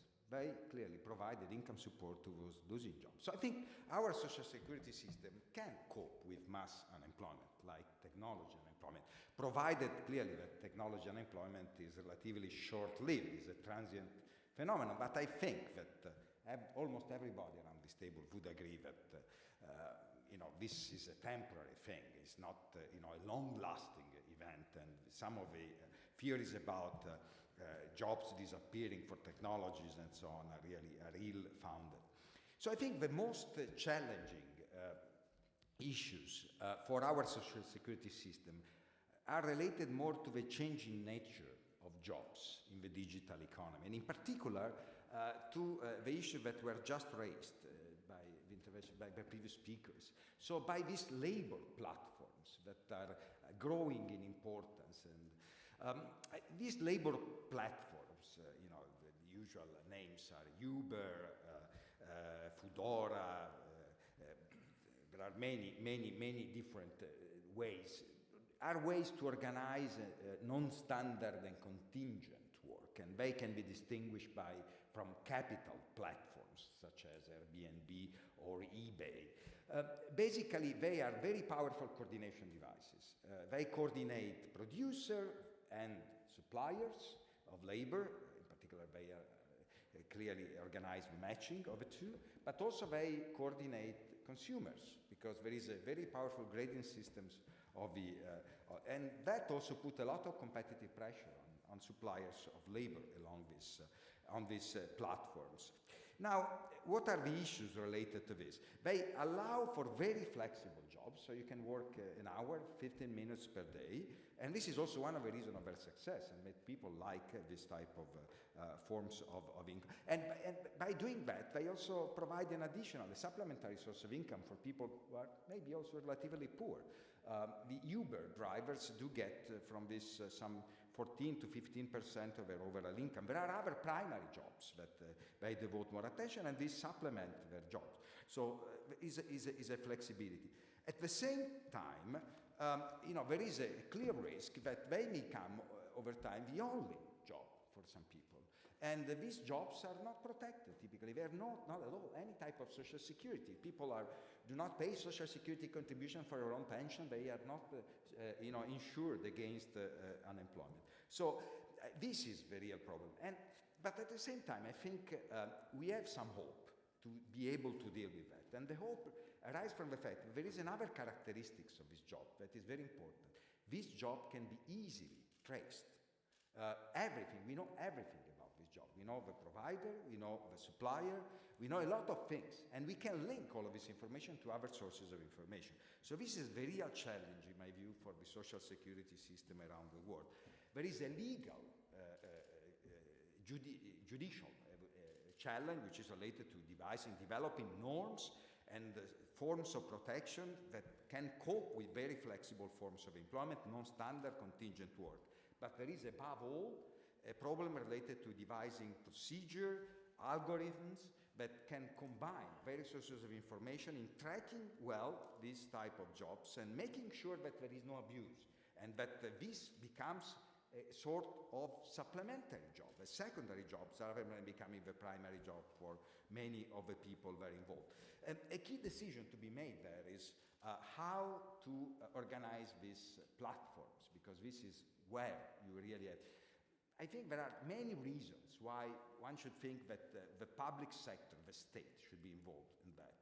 The reason is that this is a sort of public good, and also that they clearly can get very strong economies of scale. If it is not the ownership, okay, it could be at least the regulation. There is another issue, though, in this respect, and which is the appropriate jurisdiction, because these are clearly international platforms. But this is fortunately an issue for another session in this conference, where, by the way, I have to apologize. I walked before to a wrong session, and it was so interesting that I didn't realize that I was in the wrong place. But just to tell you that fortunately someone else is talking about that. Okay, and what fabulous surroundings, by the way. I'm just stunned with the paintings and everything. This is the most magnificent venue I've ever chaired a meeting at. Anyway, to you, Oliver Rotig, you're Regional Secretary of Uni Europa, representing, of course, this is the union that would represent workers in the services industries. Already we're seeing how those jobs are being changed by digitisation, but very much for the future, how do you think those changes are going to impact on the people you represent? Thank you for giving me the floor, Karen. One of the key issues I see in the discussion at the European level, but also at national level, is really we like to discuss high-skilled and high-level jobs and what the impact is, because it's easy to deal with it. And then, because we are all social, we also like to look at the low-skilled, because one has to do it. Where the discussion is really missing at the biggest part of the problem, and that is in the middle. And these are very often services jobs, and on top of it, there are also a lot of women who are actually in these jobs and have, for them, really good jobs, and these are disappearing. I mean, not totally disappearing, but they are going down over the next 10 to 15 years. And that will be the biggest problem for our society, that services jobs are disappearing as we know them. And then we need to do something. So I think we need a focus from the Commission, from national governments, to really say, what is our solution? How will we make sure that in the middle, in the center of our societies, there are good jobs? One of the points is relatively simple. Is a nurse correctly paid in relation to a doctor? Or do we have to go to some of those middle services jobs and just find a new consensus of society what they are worthwhile? So that really requires a big discussion among us and a new consensus. A key point when we look at the transformation of labor markets, what kind of labor markets do we actually want? I mean, from a trade union side, I would like to have one where workers and the families have a perspective, where there is stability, predictability, and they don't feel lost, left behind, and scared. Which, when I look at the Brexit voters and also as Trump voters in the US, is actually the situation at the moment. So we need to do something. And we are also talking in our session about transition. And Jorge was saying before, there is not really a transition from one point to another point. We are in a constant process of transition. And I think that also gets into the minds of people. And we need to organize somewhat. The other point from a trade union perspective is we're talking about public-private partnership, The government should be more effective. The market should work better. As a trade unionist, I say what is missing in it is, one of the key characteristics of why the Industrial Revolution worked, and we had a really good societies over the last 100 years, and that is strong collective bargaining, social partnership, and social dialogue. And looking at Europe, at the moment, this is rather going down. We have less and less coverage of collective agreements. We have trade unions which just are stabilizing now. So what are basically structures for trade unions and employers to work on, but also for governments to provide a structure where actually collective bargaining works again, and workers and employers can get together. Looking at skills, that is a good example. I mean, we all agree it's very difficult to predict what is happening in terms of skills, because when you define the new ones and train people, they are already outdated. So rather than putting out to the market and hope that somehow the market will deal with it, I think we could rely on structures. I'm German, so I'm a bit biased in that respect. You get the social partners, that is employers and the trade unions together at the company level, but also at the sectoral level, so that you have the people closest to where the change is actually happening and trying to sort it out. Obviously with government support and also universities, training institutes, and other providers in that respect. But I mean, identifying these really at this level is probably the most effective way, because you're the closest to the workplace. But this is not the case at the moment. I mean, it is, as we heard already before, for high-skilled people, but it's not so much for medium-skilled, and for low-skilled not at all. There it's just everybody trains himself, and then he might get a job or not get a job. What I think is a totally wrong approach is what I heard some weeks ago in a conference we had in Essen, where one employer was progressing. We only give people 5-year contracts, and then we assess whether they upskilled their skills at the end of the 5 years. If they haven't done so, we look for others. Is this the idea of the society? I don't think so. So really working together all the key parts of society, and I think what we must not forget, trade unions play a key role in it, and we must not forget that actually the biggest part of the workforce are those people in services. Thank you. Okay, thank you very much for that. And actually at the same conference, people were saying that people in their 30s, early 30s, were already outdated in terms of the technologies. It was very scary. Okay, our final intervention is going to come from Marco Gai, President of Young Entrepreneurs with Confindustria in Italy. So Marco, to you, what should businesses, companies, enterprises be doing here to ensure people don't get left behind and that we have a more integrated system? Thank you. Let me start from a point of view that the digital revolution is really a great opportunity for society, and it will be possible because it will be a stronger drivers for growth, job, and well-being. Our country needs to grasp this opportunity with both hands. Italy ranks only 25th in the 2017 Digital Economic and Society Index. This means that the second biggest manufacturing country in Europe is among the last countries in terms of digitalization. It's a paradox, since every business is now a digital business in one form or another, and even the oldest traditional enterprise cannot compete on a global market without managing digital instruments. The main cause of the Italian low performance in digitalization is the insufficient digital skill, acting as a brake on the further development of economy and society. This situation concerns not only Italy, but also at different levels, all the European countries. Digital transformation can be a big risk because some traditional occupations are no longer required, but it can be also a big opportunity. The increasing use of digital technologies is creating new jobs. In 2020, in Europe, the mismatch between job offer and demand will reach 500,000 units among data and web analysts, big data architects, digital advertisers, and e-reputation managers. Fighting unemployment, mitigating social cost of job displacement, and above all, creating new jobs remain the top priority of all government after the recession.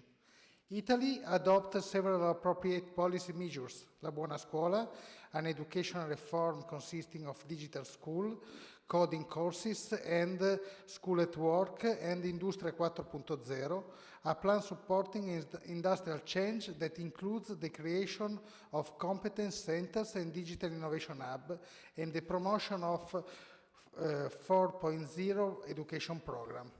Is that enough? No. Also, companies should and must play a crucial role in supporting the transformation in labor markets. For action to foster the fourth industrial revolution and cultural revolution too. Increase digital training to employees, provide the board of directors with digital quotas, enhance research and development investment in the 7 key enabling technology: social media, mobile service, cloud technologies, Internet of Things, cybersecurity solution, robotic and automated machinery, big data analytics, and strengthen networking with university. Adopt innovative startups to digitalize traditional small business enterprise business model, service, and products. This action could generate positive results in productivity against the annual turnover. Time is running out, but the Europe social system, its industrial asset, and its cultural and creative capital can really make the difference and transform a potential economic revolt of the markets in a positive social revolution of the European Union. Thank you. Thank you for that. Now we have some minutes for a discussion. A lot of issues have been raised, a lot of suggestions, proposals have been mentioned. Perhaps I see Minister Poletti is leaving. Thank you very much for your intervention. Thank you so much for that. But perhaps to our either remaining minister or indeed the Vice President, would you like to comment? Minister Mallia, would you like to perhaps offer your views, having heard so many different opinions being expressed over the last 60 minutes or so? And if you can just take a microphone near you. Yeah, that's probably the one. Yes, we have had quite a number of statements. Taken at face value only, I think some of them are contradictory. We say we do not know what the jobs for the future are. And as yet we say we need to educate in order to prepare our youth for this technological revolution. You have said that in another conference, anybody below 30 is obviously already outdated for this technological revolution. So really, however, I think by and large, the result that we have is a positive one. Undoubtedly, we are experiencing this digitalization, this revolution, and therefore it is a must that we have to do something about it. And I think from what I've heard here, and from the slides also that we have seen there, I think one of the basic things is to try and foresee what jobs could be lost and how we could really in advance plan, even though we don't know what those sort of jobs are, to prepare our youth for this challenge. If I go back home to Malta, we actually are experiencing this. We are quite successful, I know, in iGaming. And the workforce, which is more than 9,000, and I might say that Malta is a small island with a small population, so 9,000, relatively speaking, is a big number for us. You normally get expats. There are about 40 to 50,000 foreigners working in Malta. And some of them obviously also in this iGaming industry, which needs mathematicians, which needs data analysts, which need data scientists, and therefore we are trying our best in order to try and see how our youth could really be shown that there are different work to do rather than that which is traditional. And unfortunately, well, I'm a lawyer by profession, But here, rightfully, and I must agree to this, perhaps we could also be seeing a political generation in the future where there are less lawyers and more scientists. Obviously, there was an era where having lawyers was a good thing, so I cannot very well go against the profession. But going back to the point I was making before, definitely here there is this need in order to prepare our youth for something that for some of us is unknown, but at the same time it is going to happen.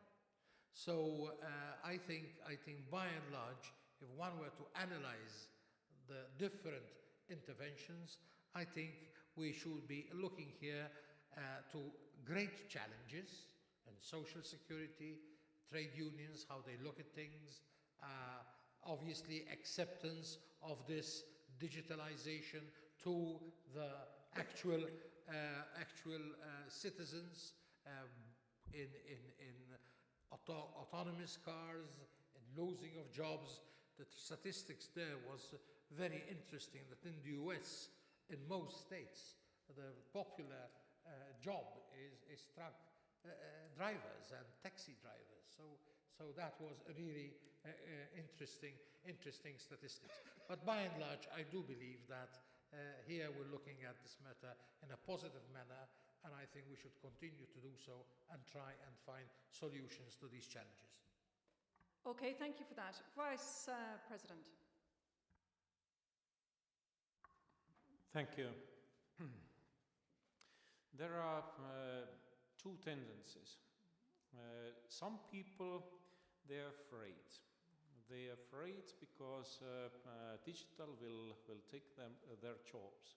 And that's it, at the same time, we know that there is lack of digitally skilled labor forces in the European Union. But anyway, some people are afraid, and they have right to be afraid. Because definitely digitization will take some jobs, and many of those jobs. But I believe in progress, and we have to explain this also to our people. Progress always created more jobs than progress used to destroy. Just 100 years in the United States, they had 11.5 million farmers. Today, they have just 890,000 farmers. But at the same time, production volumes increased, and those efficiency figures improved rapidly. Just 10 years ago, they had in the United States 699,000 fax machine workers. Guess how many fax machine workers they have right now in the United States? But it's pretty equal to farmers they have today. It's not a small problem somewhere in big America. So we have to help those people who will lose their jobs. Who are those we? The European Commission, central governments, local municipalities, but also companies. So if some companies, they think that they can just make a choice after every 5 years, are those workers good for them or not anymore, then I think it will be a big failure for those businesses. I would like to say that in some industries we can see how those trade unions, they are cooperating with employers. CEMET, for example, metal industry in the European Union, and industry all. They have really good cooperation, and they are preparing for them for digitization. So some people, they say that they are afraid and we have to slow down progress. to take more time for adoption. Some people, they proposed even to tax robots. And among those people, there was also Bill Gates. So in the European Union, we know that we are doing pretty well in meaning of robotics. But you cannot stop progress. With us or without us, progress will go on anyway. And as we know, especially in digital field, winner takes very often it all. So when we will be not on that train, then we have to wave to this train, because this speed is already quite high. How we can train and educate our people? We have to put coding in our curricula in all those stages in our school systems, starting from kindergartens. It's important. I saw young kids coding, and it was fun for those people. So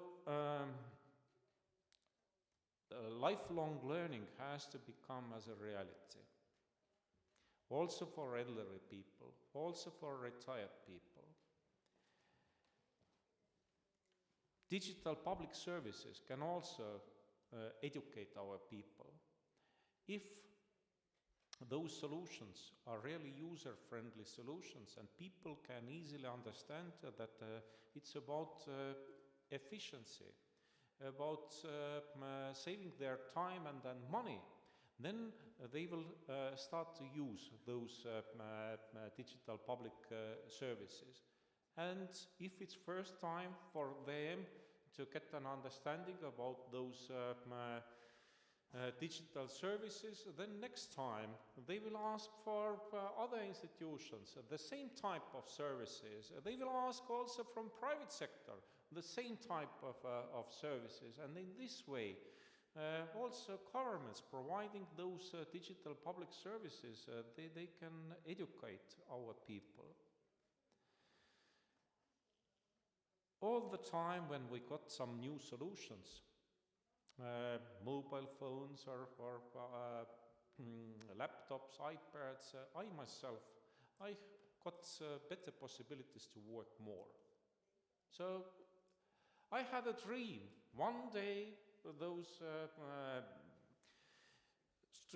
steam engines or robots, they will do my job. But in fact, I have to work harder.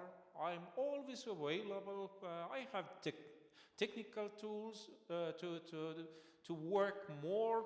So I don't think those robots or digital devices will take our jobs. But this is a really huge challenge to teach our people to get new skills. Thanks to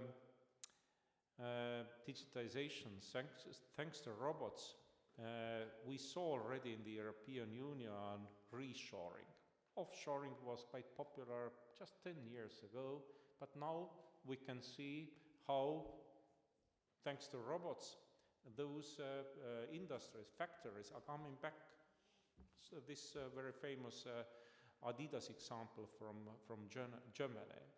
And everybody knows, concentration of robots in Germany is the highest one in the European Union, but unemployment rate in Germany is the lowest one in the European Union. So it's possible to organize education or teaching of our people, and at the same time to pay real attention on digitization of industries. Thank you. Okay, thank you very much for that, Vice President. Very, very quick intervention, because you both had your hands up, but I have to ask you to be very brief, if you don't mind. First to you, Vili, and then to you, Stefano. Okay, thank you very much. Oh, I was just going to mention, I'm kind of building on Mr. Piacentini's comments, that one of the things we've learned at the Oxford Internet Institute, where we teach programming to graduates from humanities and social sciences and so on, is that literature graduates are actually among the quickest to pick up programming because they're used to manipulating symbols and words and syntax, which is quite interesting. The other thing I just wanted to mention, building on the comments by Minister, I'm sorry, the Maltese representative, Malia, here, is that actually often when we think about the gig economy and the swiftly changing skills, we only think about the economic functions of work, how it provides income to people, but work also provides a self-identity, sense of purpose, and social position to people. So it's also important to consider how we can help this in an economy where kind of job titles are ostensibly changing faster and faster. Thank you. And thank you, Karen. I just want to go back to a point that Minister Malia, but also Oliver were mentioning, and I think we should be, let me exaggerate a little bit, we should be very careful in equating the fact that there is a lot of uncertainty about the jobs of tomorrow with the point that so maybe we have to wait and see when we think about education and lifelong learning. Yes, we do not know the jobs of tomorrow, but we know this job will require some solid foundation skills, some good soft skills, and some form of digital skills. We're not talking about building an army of coders, but I think everybody should be able to play with the new digital technology. And I think here we are facing basically what is a time inconsistency. I think we have all discussed how fast this process of change is going, and at the same time we know that when we talk about the education system, curricula, labor market policy and social policy, they tend to adapt very slowly. So I think the point I want to make is that there is an urgent need to look at the education system, look at the lifelong learning, look at labor market and social policy, and start making the changes now, not waiting to discover what kind of job actually our economy will need. This job will require some foundation skills, soft skills, and some form of digital skill for sure. Thank you very much, and actually that segues very nicely into our final session, which is absolutely about that, which is really how are all these changes going to impact on educational systems. We've already heard how, the educational systems aren't fit for purpose, if you like, that they're too outdated and old-fashioned. So let's take that theme, and now let me introduce our speakers for our final session. Martin Reichertz is the Director General of the European Commission's DG Education and Culture. Alessandro Boglio is the Professor of Code Week Coordinator, Italy.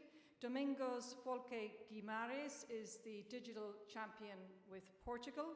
Mark Britton is the President of EMEA Business and Operations with Google UK. Laura Quintana is Vice President of Cisco in the United States. Mia Petra Kumpula Natri, and forgive me if I'm not getting the pronunciation correctly, is it? Oh, very good. Member of the European Parliament from Finland. And finally, Brando Benife, Member of the European Parliament from Italy. Okay, Martin Reichertz, to you. How are our educational systems going to be, what should they be doing to enable them to be fit for purpose for the 21st century in a very digitized era? Great, thanks Karen. I think lots of things have already been said, so I think I will just try to stick to the 3 minutes first and say the essentials.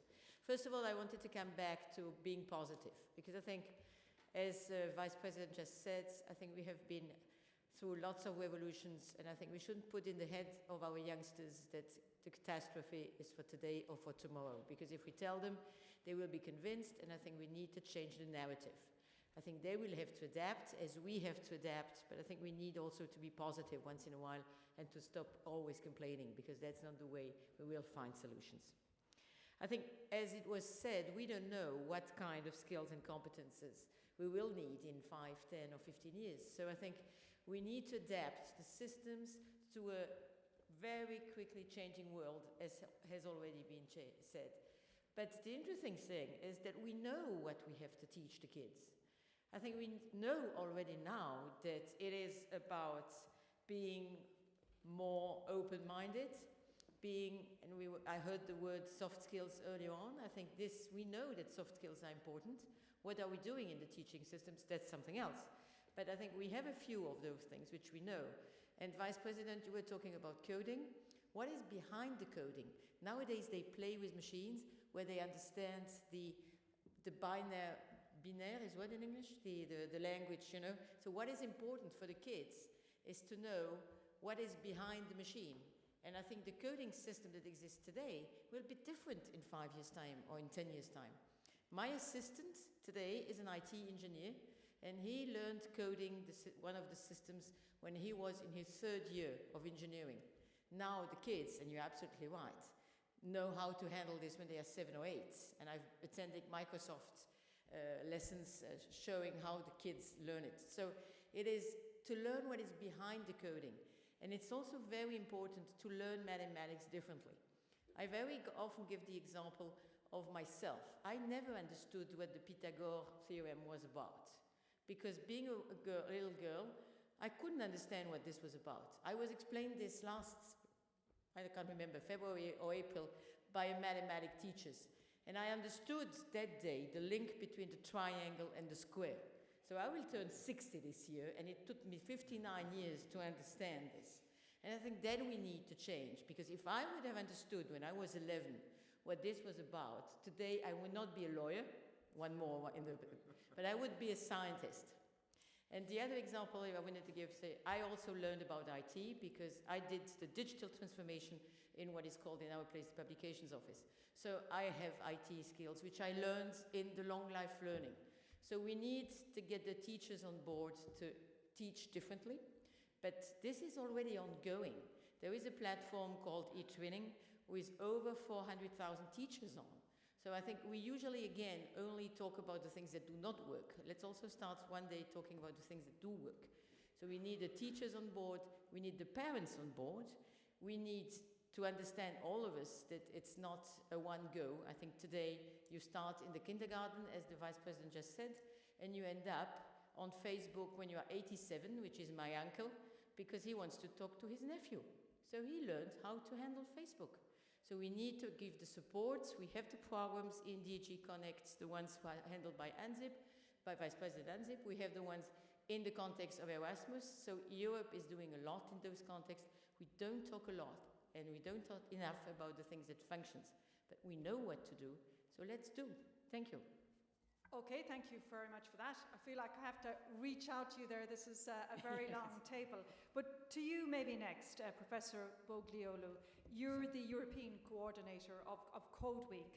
And a popular estimate says that some 65% of children in primary school today, as we heard earlier, will be doing jobs that don't exist now. So just on a very practical level, what kind of educational skills should teachers be learning now to ensure that those kids will be able to cope with those jobs that we don't even know what they look like in the future? Thank you very much. So for sure, I think that we all agree that we are facing a big challenge, which is both an educational challenge and also an upskilling challenge. But I think that good news is that the challenge comes from an opportunity. And the challenge is to make everybody able to take the opportunities that the digital revolution is bringing to us. And I'd like to focus on what is behind digital, because what we call digital is not just about digitization, which is not new at all, because digitization means represented by digits. So writing is digital, and numeracy is digital, and literacy is digital. So what is behind what we call digital now are two huge revolutions, which are global networking and programmability. Right now, there are a lot of equipment which are programmable in nature. And being programmable, what we call smart, means that they need to be programmed. They are waiting for us to give them instructions in order to do something. And this creates an incredible opportunity of basically changing the world and making innovation just by writing new instructions for the incredible potential of the smart things around us. So I think that our first challenge is to make everybody aware of the power of coding. And the power is twofold. The first one is the one that I mentioned, so the capability of making innovation, bringing ideas to life just by writing some line of code. And the second one is developing computational thinking skills, which are soft skills related with problem solving, related with creativity, related with self-achievement. So I think that those are the real challenges and the soft competencies that we need to bring at school.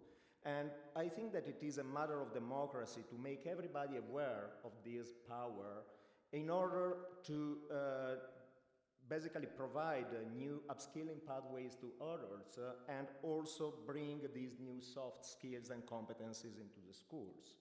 And actually, I'm here representing Europe Code Week. Europe Code Week is a grassroots movement which is focused on coding.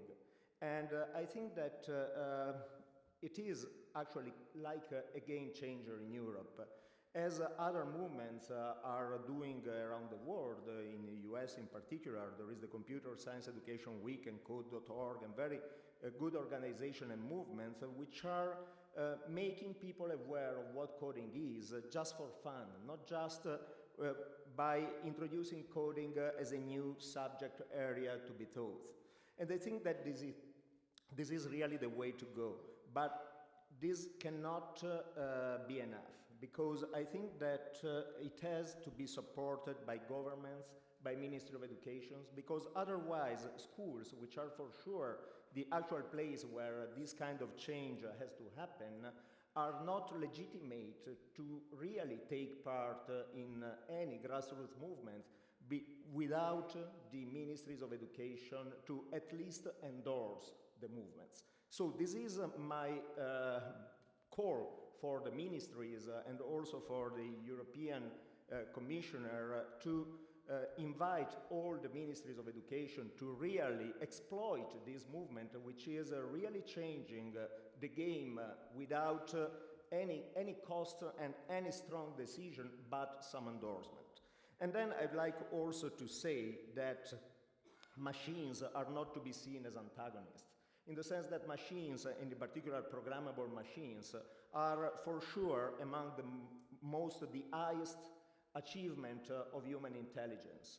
And right now they are providing a great opportunity, which is the opportunity of delegating routine jobs, focusing only on those aspects of jobs that are more related with the human nature, on human qualities that will never be replaced by machines. So this is the opportunity, and the challenge that we have to face is to make everybody able to take this opportunity. And right now, I think that the first way to go is to empower teachers. Thank you very much. Thank you very much for that. We are hoping that we'll have about 15 minutes at the end of this session to have a discussion about some of the issues that have been raised. Now, as you know, a number of countries have appointed digital champions. We've one of them with us today. Domingos Folque Guimarães is the digital champion for Portugal. So, Domingos, how can the digital champions of European states address these challenges, and I suppose particularly maybe with reforms of the educational systems? First of all, I would like to thank you for the invitation in being here. And I'm the digital champion in Portugal, but I think that one of the main reasons why I was invited was because I'm also an entrepreneur, and I have a code bootcamp company, and so I would like to talk a little bit about this case, okay? Which is, we are at the moment in Portugal, we have 150,000 NEET, which is young people not in education or employment, and we have over 15,000 jobs available in ICT. In Europe, we have 17 million NEET, and we have over 500,000 ICT jobs.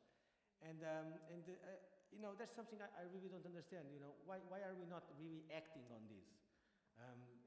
There's an incredible opportunity. There's over 500,000 jobs available. And I don't really understand what we are what are we doing at the moment to solve this problem. So because of being an entrepreneur, I started a social impact company. So in our code bootcamps, we only train unemployed people. And we had a lot of people that are in jobs and come to us for training, and we say, no, thank you, you have a job, keep your job. We are only accepting people that is unemployed. And we have a 96% employability in our boot camps.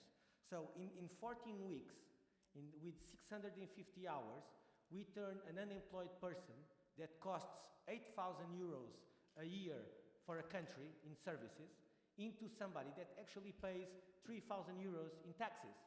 So, for me it's incredible when I go to speak with somebody in the government and I try to explain this, and there's a lot of obstacles on the way.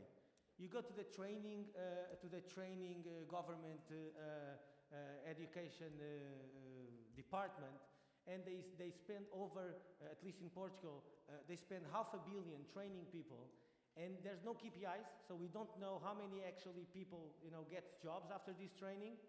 And a lot of people are learning things that are not useful anymore. And then you come to somebody and you tell them, look, in 14 weeks, we turn people from unemployed into employment. And they say, oh yeah, but the rules of the social fund is that we can only fund courses in 300-hour courses. And your course is 650 hours. So we can't fund it. And I was like, okay, but I actually deliver jobs.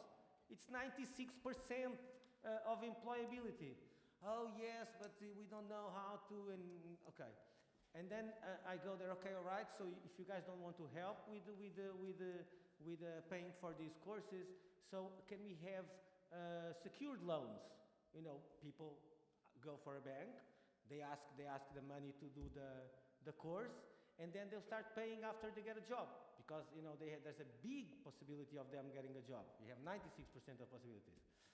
And no, that's only for university students, and banks. It's too risky because these people is unemployed. So because they are unemployed, it's too risky to give them a loan. So we can't scale. And this is one of the things that I wanted to speak a little bit, which is in the US they started a 500 million fund to help unemployed people into training in code. And I know that the President Obama, or ex-President Obama, he put $4 billion into difficult states, because for me, and I think it's becoming common to be a developer nowadays is a blue-collar job. It's massive. I think this is going to be one of the biggest professions in Europe, in all around the world. And in Europe, we have 500,000 available jobs, and we don't have a proper policy for this. So one of the things I would love to ask Mr. Ansip and Vice President Ansip and other digital champions to work on is, can we build a 1 billion fund to double on what the Americans are doing and try to train our people? Because the thing is that if we don't get these 500,000 people jobs, they will move somewhere else. And what are we doing in Europe? I don't know. I don't understand. This is one of the things I wanted to talk about. Also, we discussed online. I'll be very fast now. We're discussing online courses. The dropout is massive. So even though they're very interesting, the reality is that it's almost 90% dropout on online courses. And so we should be looking at boot camps, at people actually being there, present, and learning how to code. Also, one of the things we're doing is teaching kids how to computer science from 1st grade to 6th grade. And we had a university study, independent university study, and we got kids to improve their grades in mathematical in between 11 and 17%, and their logical reasoning over 7%, just on having these classes at school. And it's great that Vice President Ansip in Estonia, since 2012, they have it's compulsory to learn code, but the reality around Europe is that only England is also compulsory. So what are we waiting for? Is what the other question. What are we waiting for? I don't understand. Please explain to me. Great, thank you. We have a lot of questions that you posed there. We'll try and get some answers to them during the discussion session.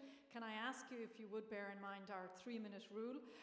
Mark Britton, I'm going to go to you next. You are the EMEA president of Google. As we know, Google engages a lot in various EU countries in training programs. But, what should large multinationals like Google or smaller companies be doing to try and ensure people are trained up properly here for jobs in the future? Thank you. My name's Matt, actually. Matt Brisson from Google. Just wanted to say thank you for inviting me, and it was great to hear that real-world experience. I'm going to do my best to share a little of ours over the last couple of years. Also great to see the students are all still here. Young people have longer attention spans than old people, in my view, and that's why I'm an optimist.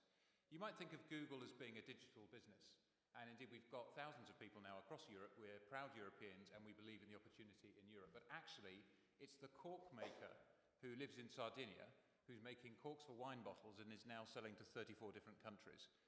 It's the artisan in Venice who's making carnival masks and is now selling all year round to people in carnivals all around the world. These are the digital businesses that we are seeing created now, and these are the entrepreneurs who hold the key to some of the questions that were just posed. Every business is a digital business today because everyone has a smartphone. I've noticed lots of people on their smartphones through the course of this. We're all connected all the time, and every business is all connected all the time. And the opportunity is enormous because the online population will double over 5 years.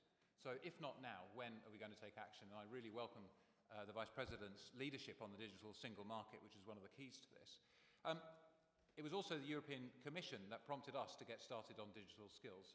You reported that there were going to be hundreds of thousands of vacancies because of a lack of digital skills. And in 2015, we challenged ourselves to play a part there. We launched a pledge to try and train 1 million people in Europe in digital skills over a 2-year period. And I want to share some of the lessons that we had there. We launched this in lots of countries in partnership. First lesson, we were blown away by demand. We have trained over 2 million people in 2 years across the EU and 1 million people in Africa. We're in 34 countries. Many of them were represented here, at least earlier in the proceedings. Blown away by demand. Second thing, 47% of the people who came on these courses were female. That's way higher than anything you see in science, technology, engineering, and maths. Third thing, in some places these were targeted at youth unemployment, such as here in Italy. And in many cases where they were not targeted at a youth demographic, the average age was 45. This is the beginning of lifelong learning. On demand, sometimes it's online, sometimes it's physical. You're absolutely right, where you have both, you stand more chance. Big lessons. Another lesson was it really works in partnership. This is something which works incredibly well in partnerships. We're part of the Digital Skills and Jobs Coalition. It's not a company on its own. We're working with all kinds of different partners and tailoring these programs to the different countries. So the Minister of Labour, who was here earlier, mentioned Crescere in Digitale here in Italy. Just as we're at the birthplace of the European Union, it is also the birthplace of our programs like this. We wanted to do something here about youth unemployment. We have now had 90,000 enrolled to begin this course, 52 hours of online training, and 7,000 have now completed that training, leading to 1,300 paid internships using EU money to help to create these internships, and 30% of those have gone on to become jobs. So exactly as you were saying, this is possible, it is happening, and we can do it quite fast. And we also are working with the Chambers of Commerce here, to your point about physical training too. We've trained 16,000 entrepreneurs in Italy. It's full of entrepreneurs, Italy, but they're not using the digital opportunity to grow and export, just like I mentioned the cork manufacturer. And we're committing today to be in 500 locations across the departments of Italy over the next year or so in order to reach out to more entrepreneurs. So I would say every business is a digital business. Digital skills can be got out to people fast, and they can put them to productive use fast. They are for everyone. And I think I welcome the moves towards a digital single market. I think there's an awful lot more we can do with optimism for Europe to seize leadership here. And final point, apologies, I am British, and I really hope that we all work together for this future, regardless of the politics. Thank you. Thank you very much, Matt. To you now, Laura Quintana, Vice President of Cisco in the United States.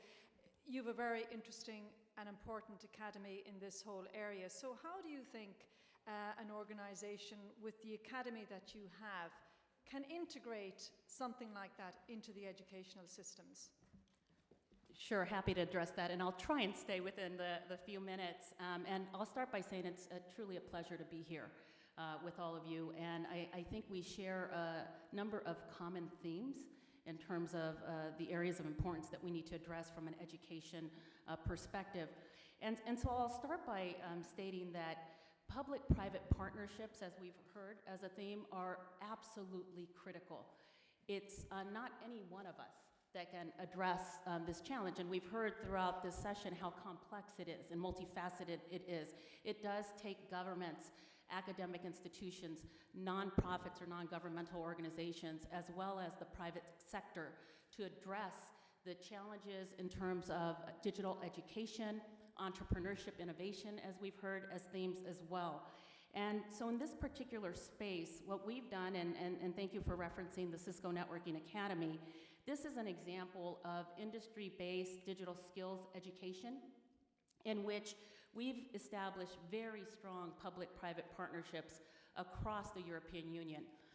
Countries such as Italy, France, UK, Germany, and others. We have been committed to enabling individuals not only with technical skills, but as we've heard here today, really critical for individuals to also acquire competencies in innovation, entrepreneurship, problem solving, critical thinking, as well as collaboration. As I know many of the young people here know that it takes teaming and co-creating to in fact innovate. And so we're quite proud of this program. It is a corporate social responsibility program in which we partner with institutions around the world at the global scale. Just to give you a sense for where we're at, we've reached nearly 7 million students around the world in 170 countries.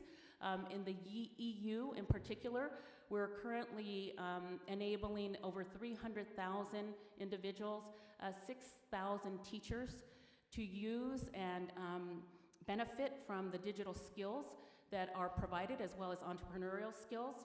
We have fantastic partnerships, but one in particular that I want to highlight, and this is based just on my recent trip here in Europe, is with the government of France. I just recently came from meetings with regional Ministry of Education leaders, in which I was quite impressed, and so I share this for government leaders here, in which the regional Minister of Education comes to the table with their leader of schools education, also with their leader of lifelong learning, and their leader of digital education.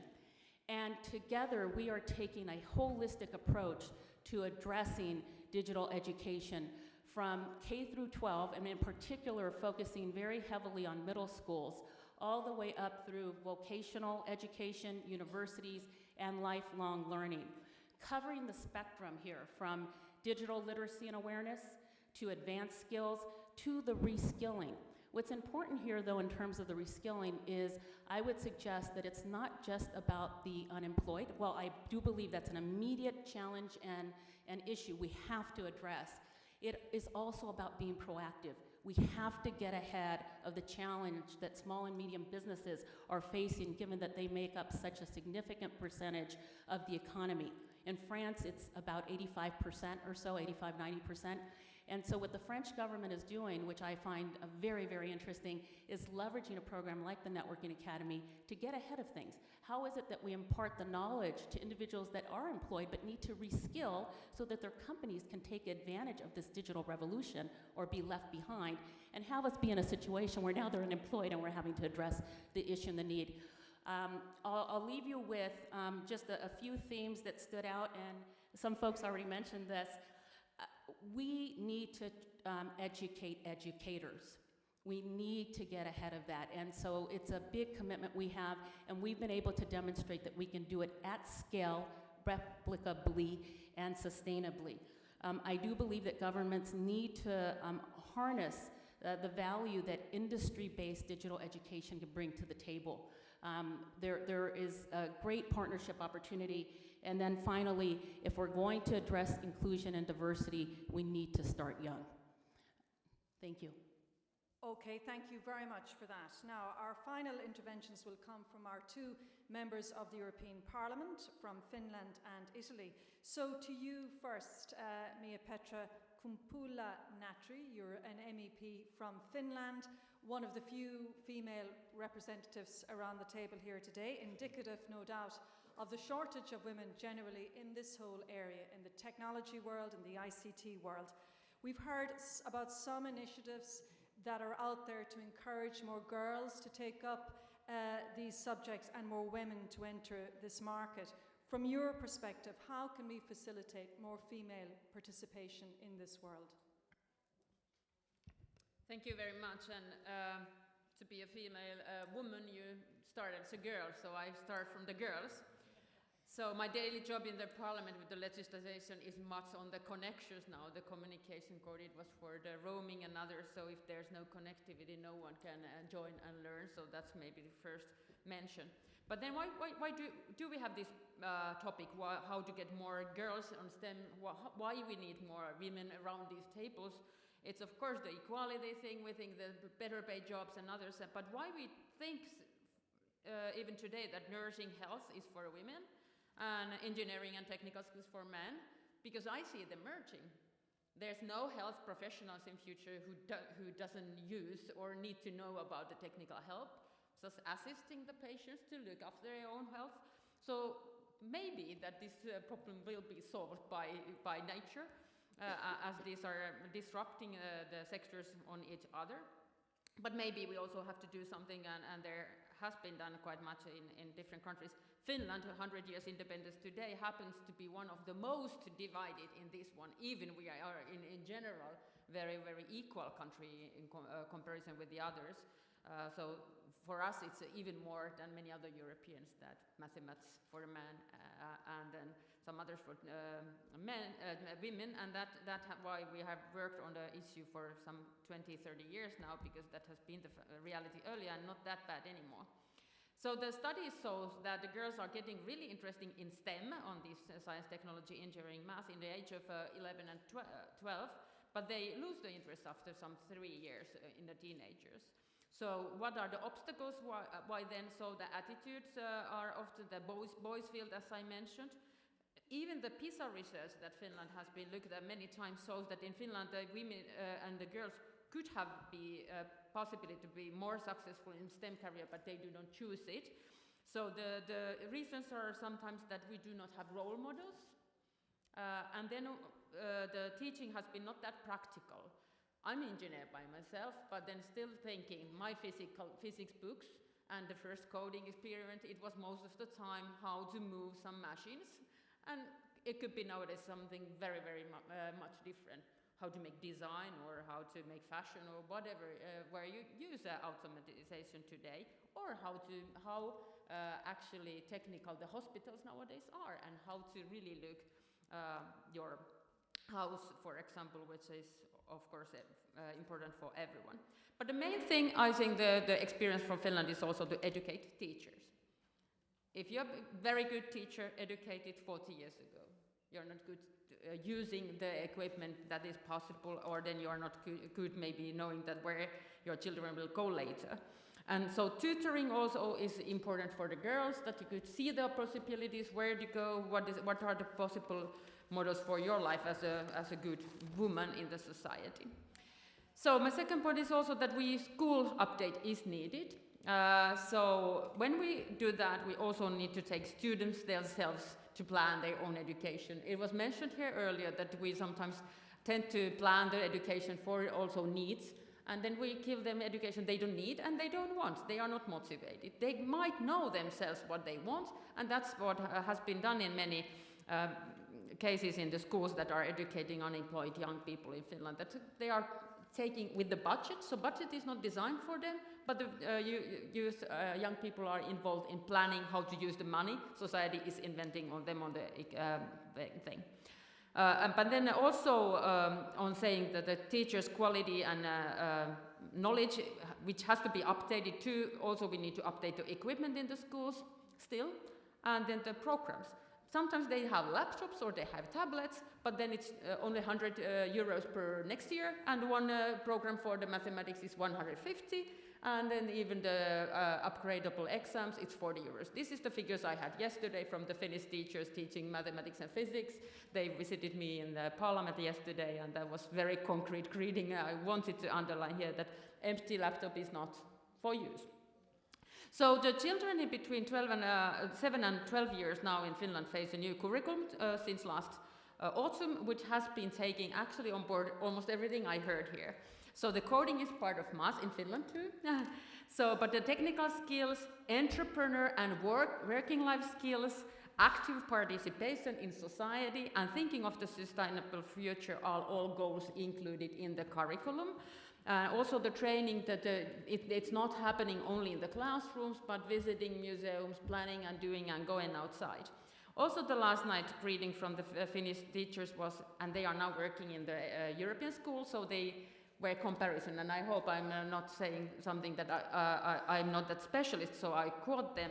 They said that in Finland, for many decades, appreciated by the PISA, the problem solving has been the base. So actually now they would look new coding things, so they said that that has been the basic for a long time. But then when you go for the secondary school, what they have to teach now in the European school is that more learning by heart, different formulas, and then the exams, they said that if you studied in Finland, you wouldn't pass them. They are too difficult. But then also the students from the European school would not pass the exams in Finland because they cannot see what formula to use, what is the difficult one they learn to use, because they cannot copy, they have to solve problems. So I don't know, I'm not a specialist say that which one is better, to go deep somewhere, learning to use formulas, or then learn problem solving, and so that is the try. So my very conclusion is, what European Union can do, we are giving economical guidance, we are planning for the social pillars. Are we looking at how much there are school drops? What is the quality of the teachers? These might be the two ones. And I was asked to talk about the girls, so I said that even the girls more than 60 years, according to studies in Finland, were most of them very motivated to learn IT skills, so there's no age limit for girls to be trained also for IT. Okay, thank you very much for that. Our final contributor is Brando Beneffe, member of the European Parliament in Italy. I'm going to throw out a question to you, Brando. Can you summarise maybe what you think are the main points raised during this session and what Europe should be doing? Very easy in 3 minutes, but I must say we are used to talk about how to solve Syria war in 1 minute in the plenary, so I can try to do this. I want to say that I really agree with what Mr. Domingos Guimarães has said regarding the fact that it's much more expensive to keep people idle and not working instead of spending money to bring these people back to work and to be active. And this was a theme that came out in a few of the interventions. And so I think it's very important that we have a unity of action, of direction between the European institutions. And I think that on this last topic regarding more education and skills and programs to support personal development, I think we have some unity of intent. Because to be honest, there is on the digital single market as a whole, we have a lot of debates going on, we have differences, there are issues where there is still a lot of differing positions between the Commission, the Parliament, the Council, but on the skills agenda and on the investing on be prepared for the new job market and actions to create, as Mr. Giovannini was talking about, a real European labour market, I think we have a lot of unity. In the sense that we have the new skills agenda that is insisting on the digital literacy as one of the basic skills, at the same level of language literacy and numeracy. Also supporting the idea of using more the structural funds to get results at the local level.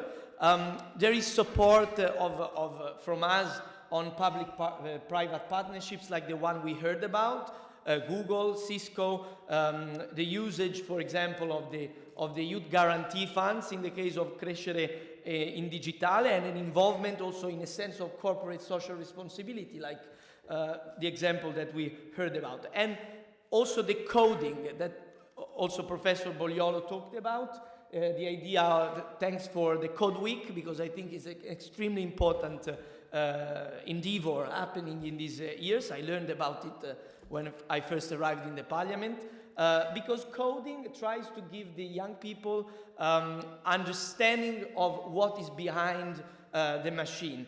Because the truth is, many digital natives are not really digital natives in the sense that they don't really understand what they are using. I know many people of my age, which is semi-digital native, I'm 31, that really don't understand, well, yes, only very partially, but well, my generation will probably live some more decades, so we need to align my generation to the more digital natives that probably understand a bit more of what is behind it. But I think that this idea of understanding how this all works is crucial from a democratic point of view, because we cannot be active citizens in a conscious way if we don't understand the digital world. I think this is why it's important. It has been, especially, for example, Mr. Piacentini talked about the need to invest on the teachers, also on the numbers of the teachers that we have and how we can invest more in education. I think we need to have more of this in the schools, because we still have not enough. And Mia Petra has made some absolutely rightful comments on this sense in her previous intervention. Because if you don't understand fully what are the implications, for example, of how data is managed and choices that you take when you use the internet, or how you can use in different and more creative ways the machines that you use in your maybe when you work or also in your education path, then you will not be able to be creative and create new jobs, create new business. You need to take this mentality. So I think it's important also, as it was said, that we cannot do everything automated or through remote learning. I think it's important the human interaction, because when we talk about being a conscious digital citizen, it's a political thing, and political things need people to talk together and be together, as some people already said. So my last point, I would say, more back on the general labor discussion that was happening. I must totally agree with Mr. Röttig from the Uni Europa. I don't know if that's the right pronunciation somehow, because I think that we have to, when we work on all these projects, we must concentrate on the middle skilled services, because jobs, because this is where we are having an increased loss of jobs, and the increase, I would say, the concentration of the social distress that we need to address, and probably we need to also consider the fact that the aging of society will change the balance among the types of jobs, but to do this smoothly, we need all on board, social partners, public institutions, and the private sector. I think that this must be the path forward, and I think we need, as Europe, to lead the way so that we can keep our high level of social protection, but without hindering creativity, competition, creation of jobs. It's a difficult balance, but I don't see any other way if we want to be Europe, especially in these days of the celebration of the treaties. Thank you. Thank you very much for that. That was really a really good summary, I think, of some of the main points raised. And you mentioned that you're not maybe a complete digital native, but we almost have the total digital natives here. As I said, we are joined by some university students. And, you know, during the course of the last couple of hours, we've been talking about a lot of issues that are going to affect you probably more than, you know, lots of other people around the table. It would be great in these 10-15 minutes that we have for some discussion to hear your opinions on what you've heard today. So who's brave enough to take the microphone first? We do have a mic. So maybe specifically if you have a question to ask, that would be really good. Yes, we have a gentleman over there. Good. And perhaps you can just give us your name. Good evening. I'm Alessandro. And I'm currently studying economics and management at Lewis University here in Rome, but I'm passionately curious about big data and machine learning. So my question is for Mr. Gheorghe, and I would like to understand more about the most demanded profile for people. Is it will there be more demand for people to understand the information behind the data, or for experts to code and to to really be behind this information, to gather all this data, and which is the most effective business-oriented profile of a data scientist today? Sure. Thank you. That's a good question. So this is so in my previous company in Taiwan, we had a lot of insight into this because we did all sorts of positions.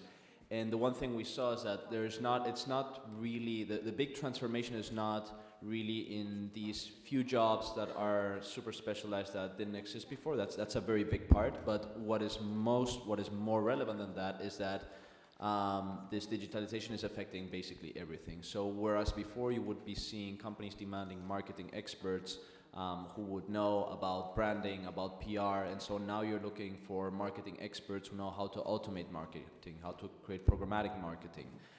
So as to your question about coding, it's definitely very valuable that you know how to code.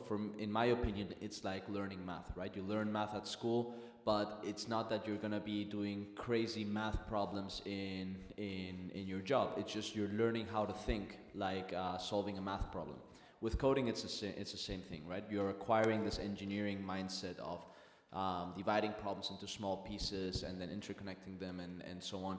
And that mentality is something that is being looked for more and more and more. And it's a tool, coding is a tool that you can use even for law firms. Someone mentioned it before, and I just received an email from a VC about investing in a company that does AI for automating the writing of contracts.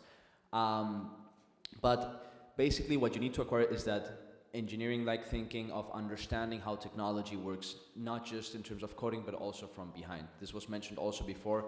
It's understanding the fundamentals. It's the mindset. It doesn't matter if you learn Python, Go, or PHP. It's having, you were saying it before, it's having these fundamentals that will allow you to acquire any new technology in the future. That's also what I mean with learn how to learn and get a very good basis that will allow you to grow always.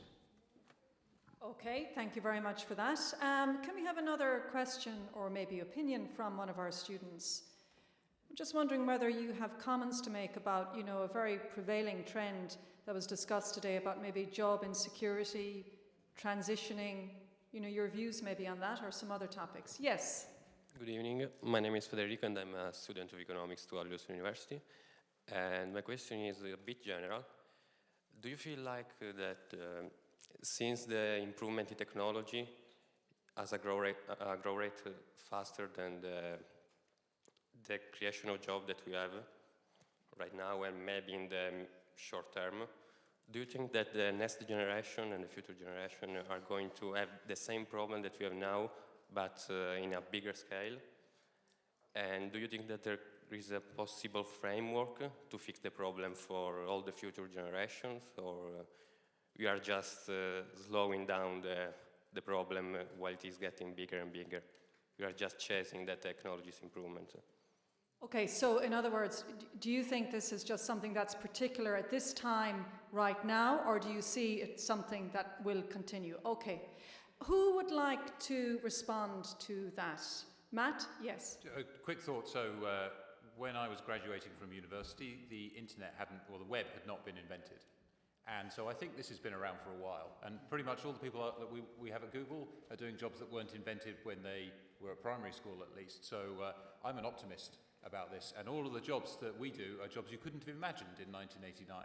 So I'm optimistic that you will come up with amazing things that none of us have dreamed of, and that we'll all be using technology to be more productive and happier in our lives. So that's a pretty optimistic projection. But if you look at history, as the Vice President was saying, it's been true over time. Okay. Does anybody else in the panel, Alessandro, or yes? Yep, I'd like to say that you are perfectly right, and to me the solution is that learning to learn is the key. So basically it doesn't make any sense to teach technicalities or to teach technology or just technical aspects, but just the principle behind technology that won't change or won't change that much, and learning to learn is the key. Okay, I think Mia Petri, you wanted to come in too, yes. Very shortly, because I think that if we think we should be afraid for the future jobs, so then we should think that is the world ready? No, there are a lot of things to be solved: climate change, weather, diseases, a lot of things that their technology could help. So I always want, I'm an educated engineer, so I don't want us to concentrate on the equipment or technical things. They are only helping us to do something. So I think all the students have to find a way where they want to go, what they want to aim, and then you need different technological solutions. Big data, it's only giving you data, but how to use it for what? So technology as such was a nuclear power, the weapons, wars, whatever, if you look at the history. So there has been always that. So I think technology in the end is still only the equipment, even digital equipment, even coding. So there's much more in the world to think, not to forget that part. Okay, and just throwing it out to other people in the audience, because I know we have a mix of different people from the press and from other industries as well. Would somebody else like to ask a question or make a comment on what has been discussed? So many issues. I think we have somebody behind. Good, yes. Is it okay if I'm a university student as well? Oh, it's okay. That's very okay. Okay. Hi, my name is Hannah. I'm also a student at Lewis University. I was rather wondering about the perception people have about the digitalization of the labor market.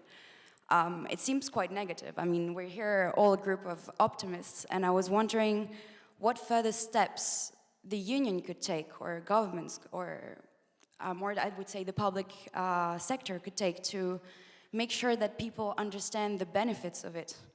Because I see the private sector, there's a lot happening, right? You have all these new startups and all these programs being created, providing people the education and the knowledge that this is an important revolution. But what about the others? What about those that don't have the access to this knowledge and education? What can be done? Okay, very good question. I know Diego Piacentini, actually, you wanted to respond to that. I think that sometimes there is a confusion in terms of access to digital services as a problem of people not being used or not being good at using it because of the digital divide. I think most of the times this is a false problem.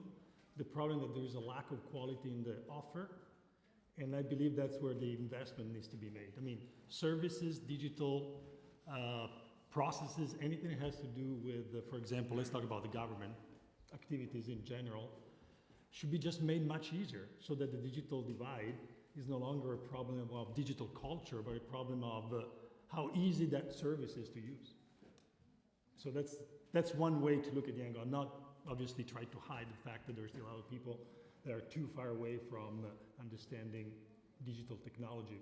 But most of the times the point is, how do you make the services so much easier and so much better that anybody can use, even my mom? That's probably kind of hard, but yes. Okay, and Oliver, you wanted to come back on that too. Yeah, I mean, with people being afraid, I mean, there is a technical reaction to this, but what is really missing, I think, is some kind of vision or political project. It's nothing to be afraid of. We will manage together.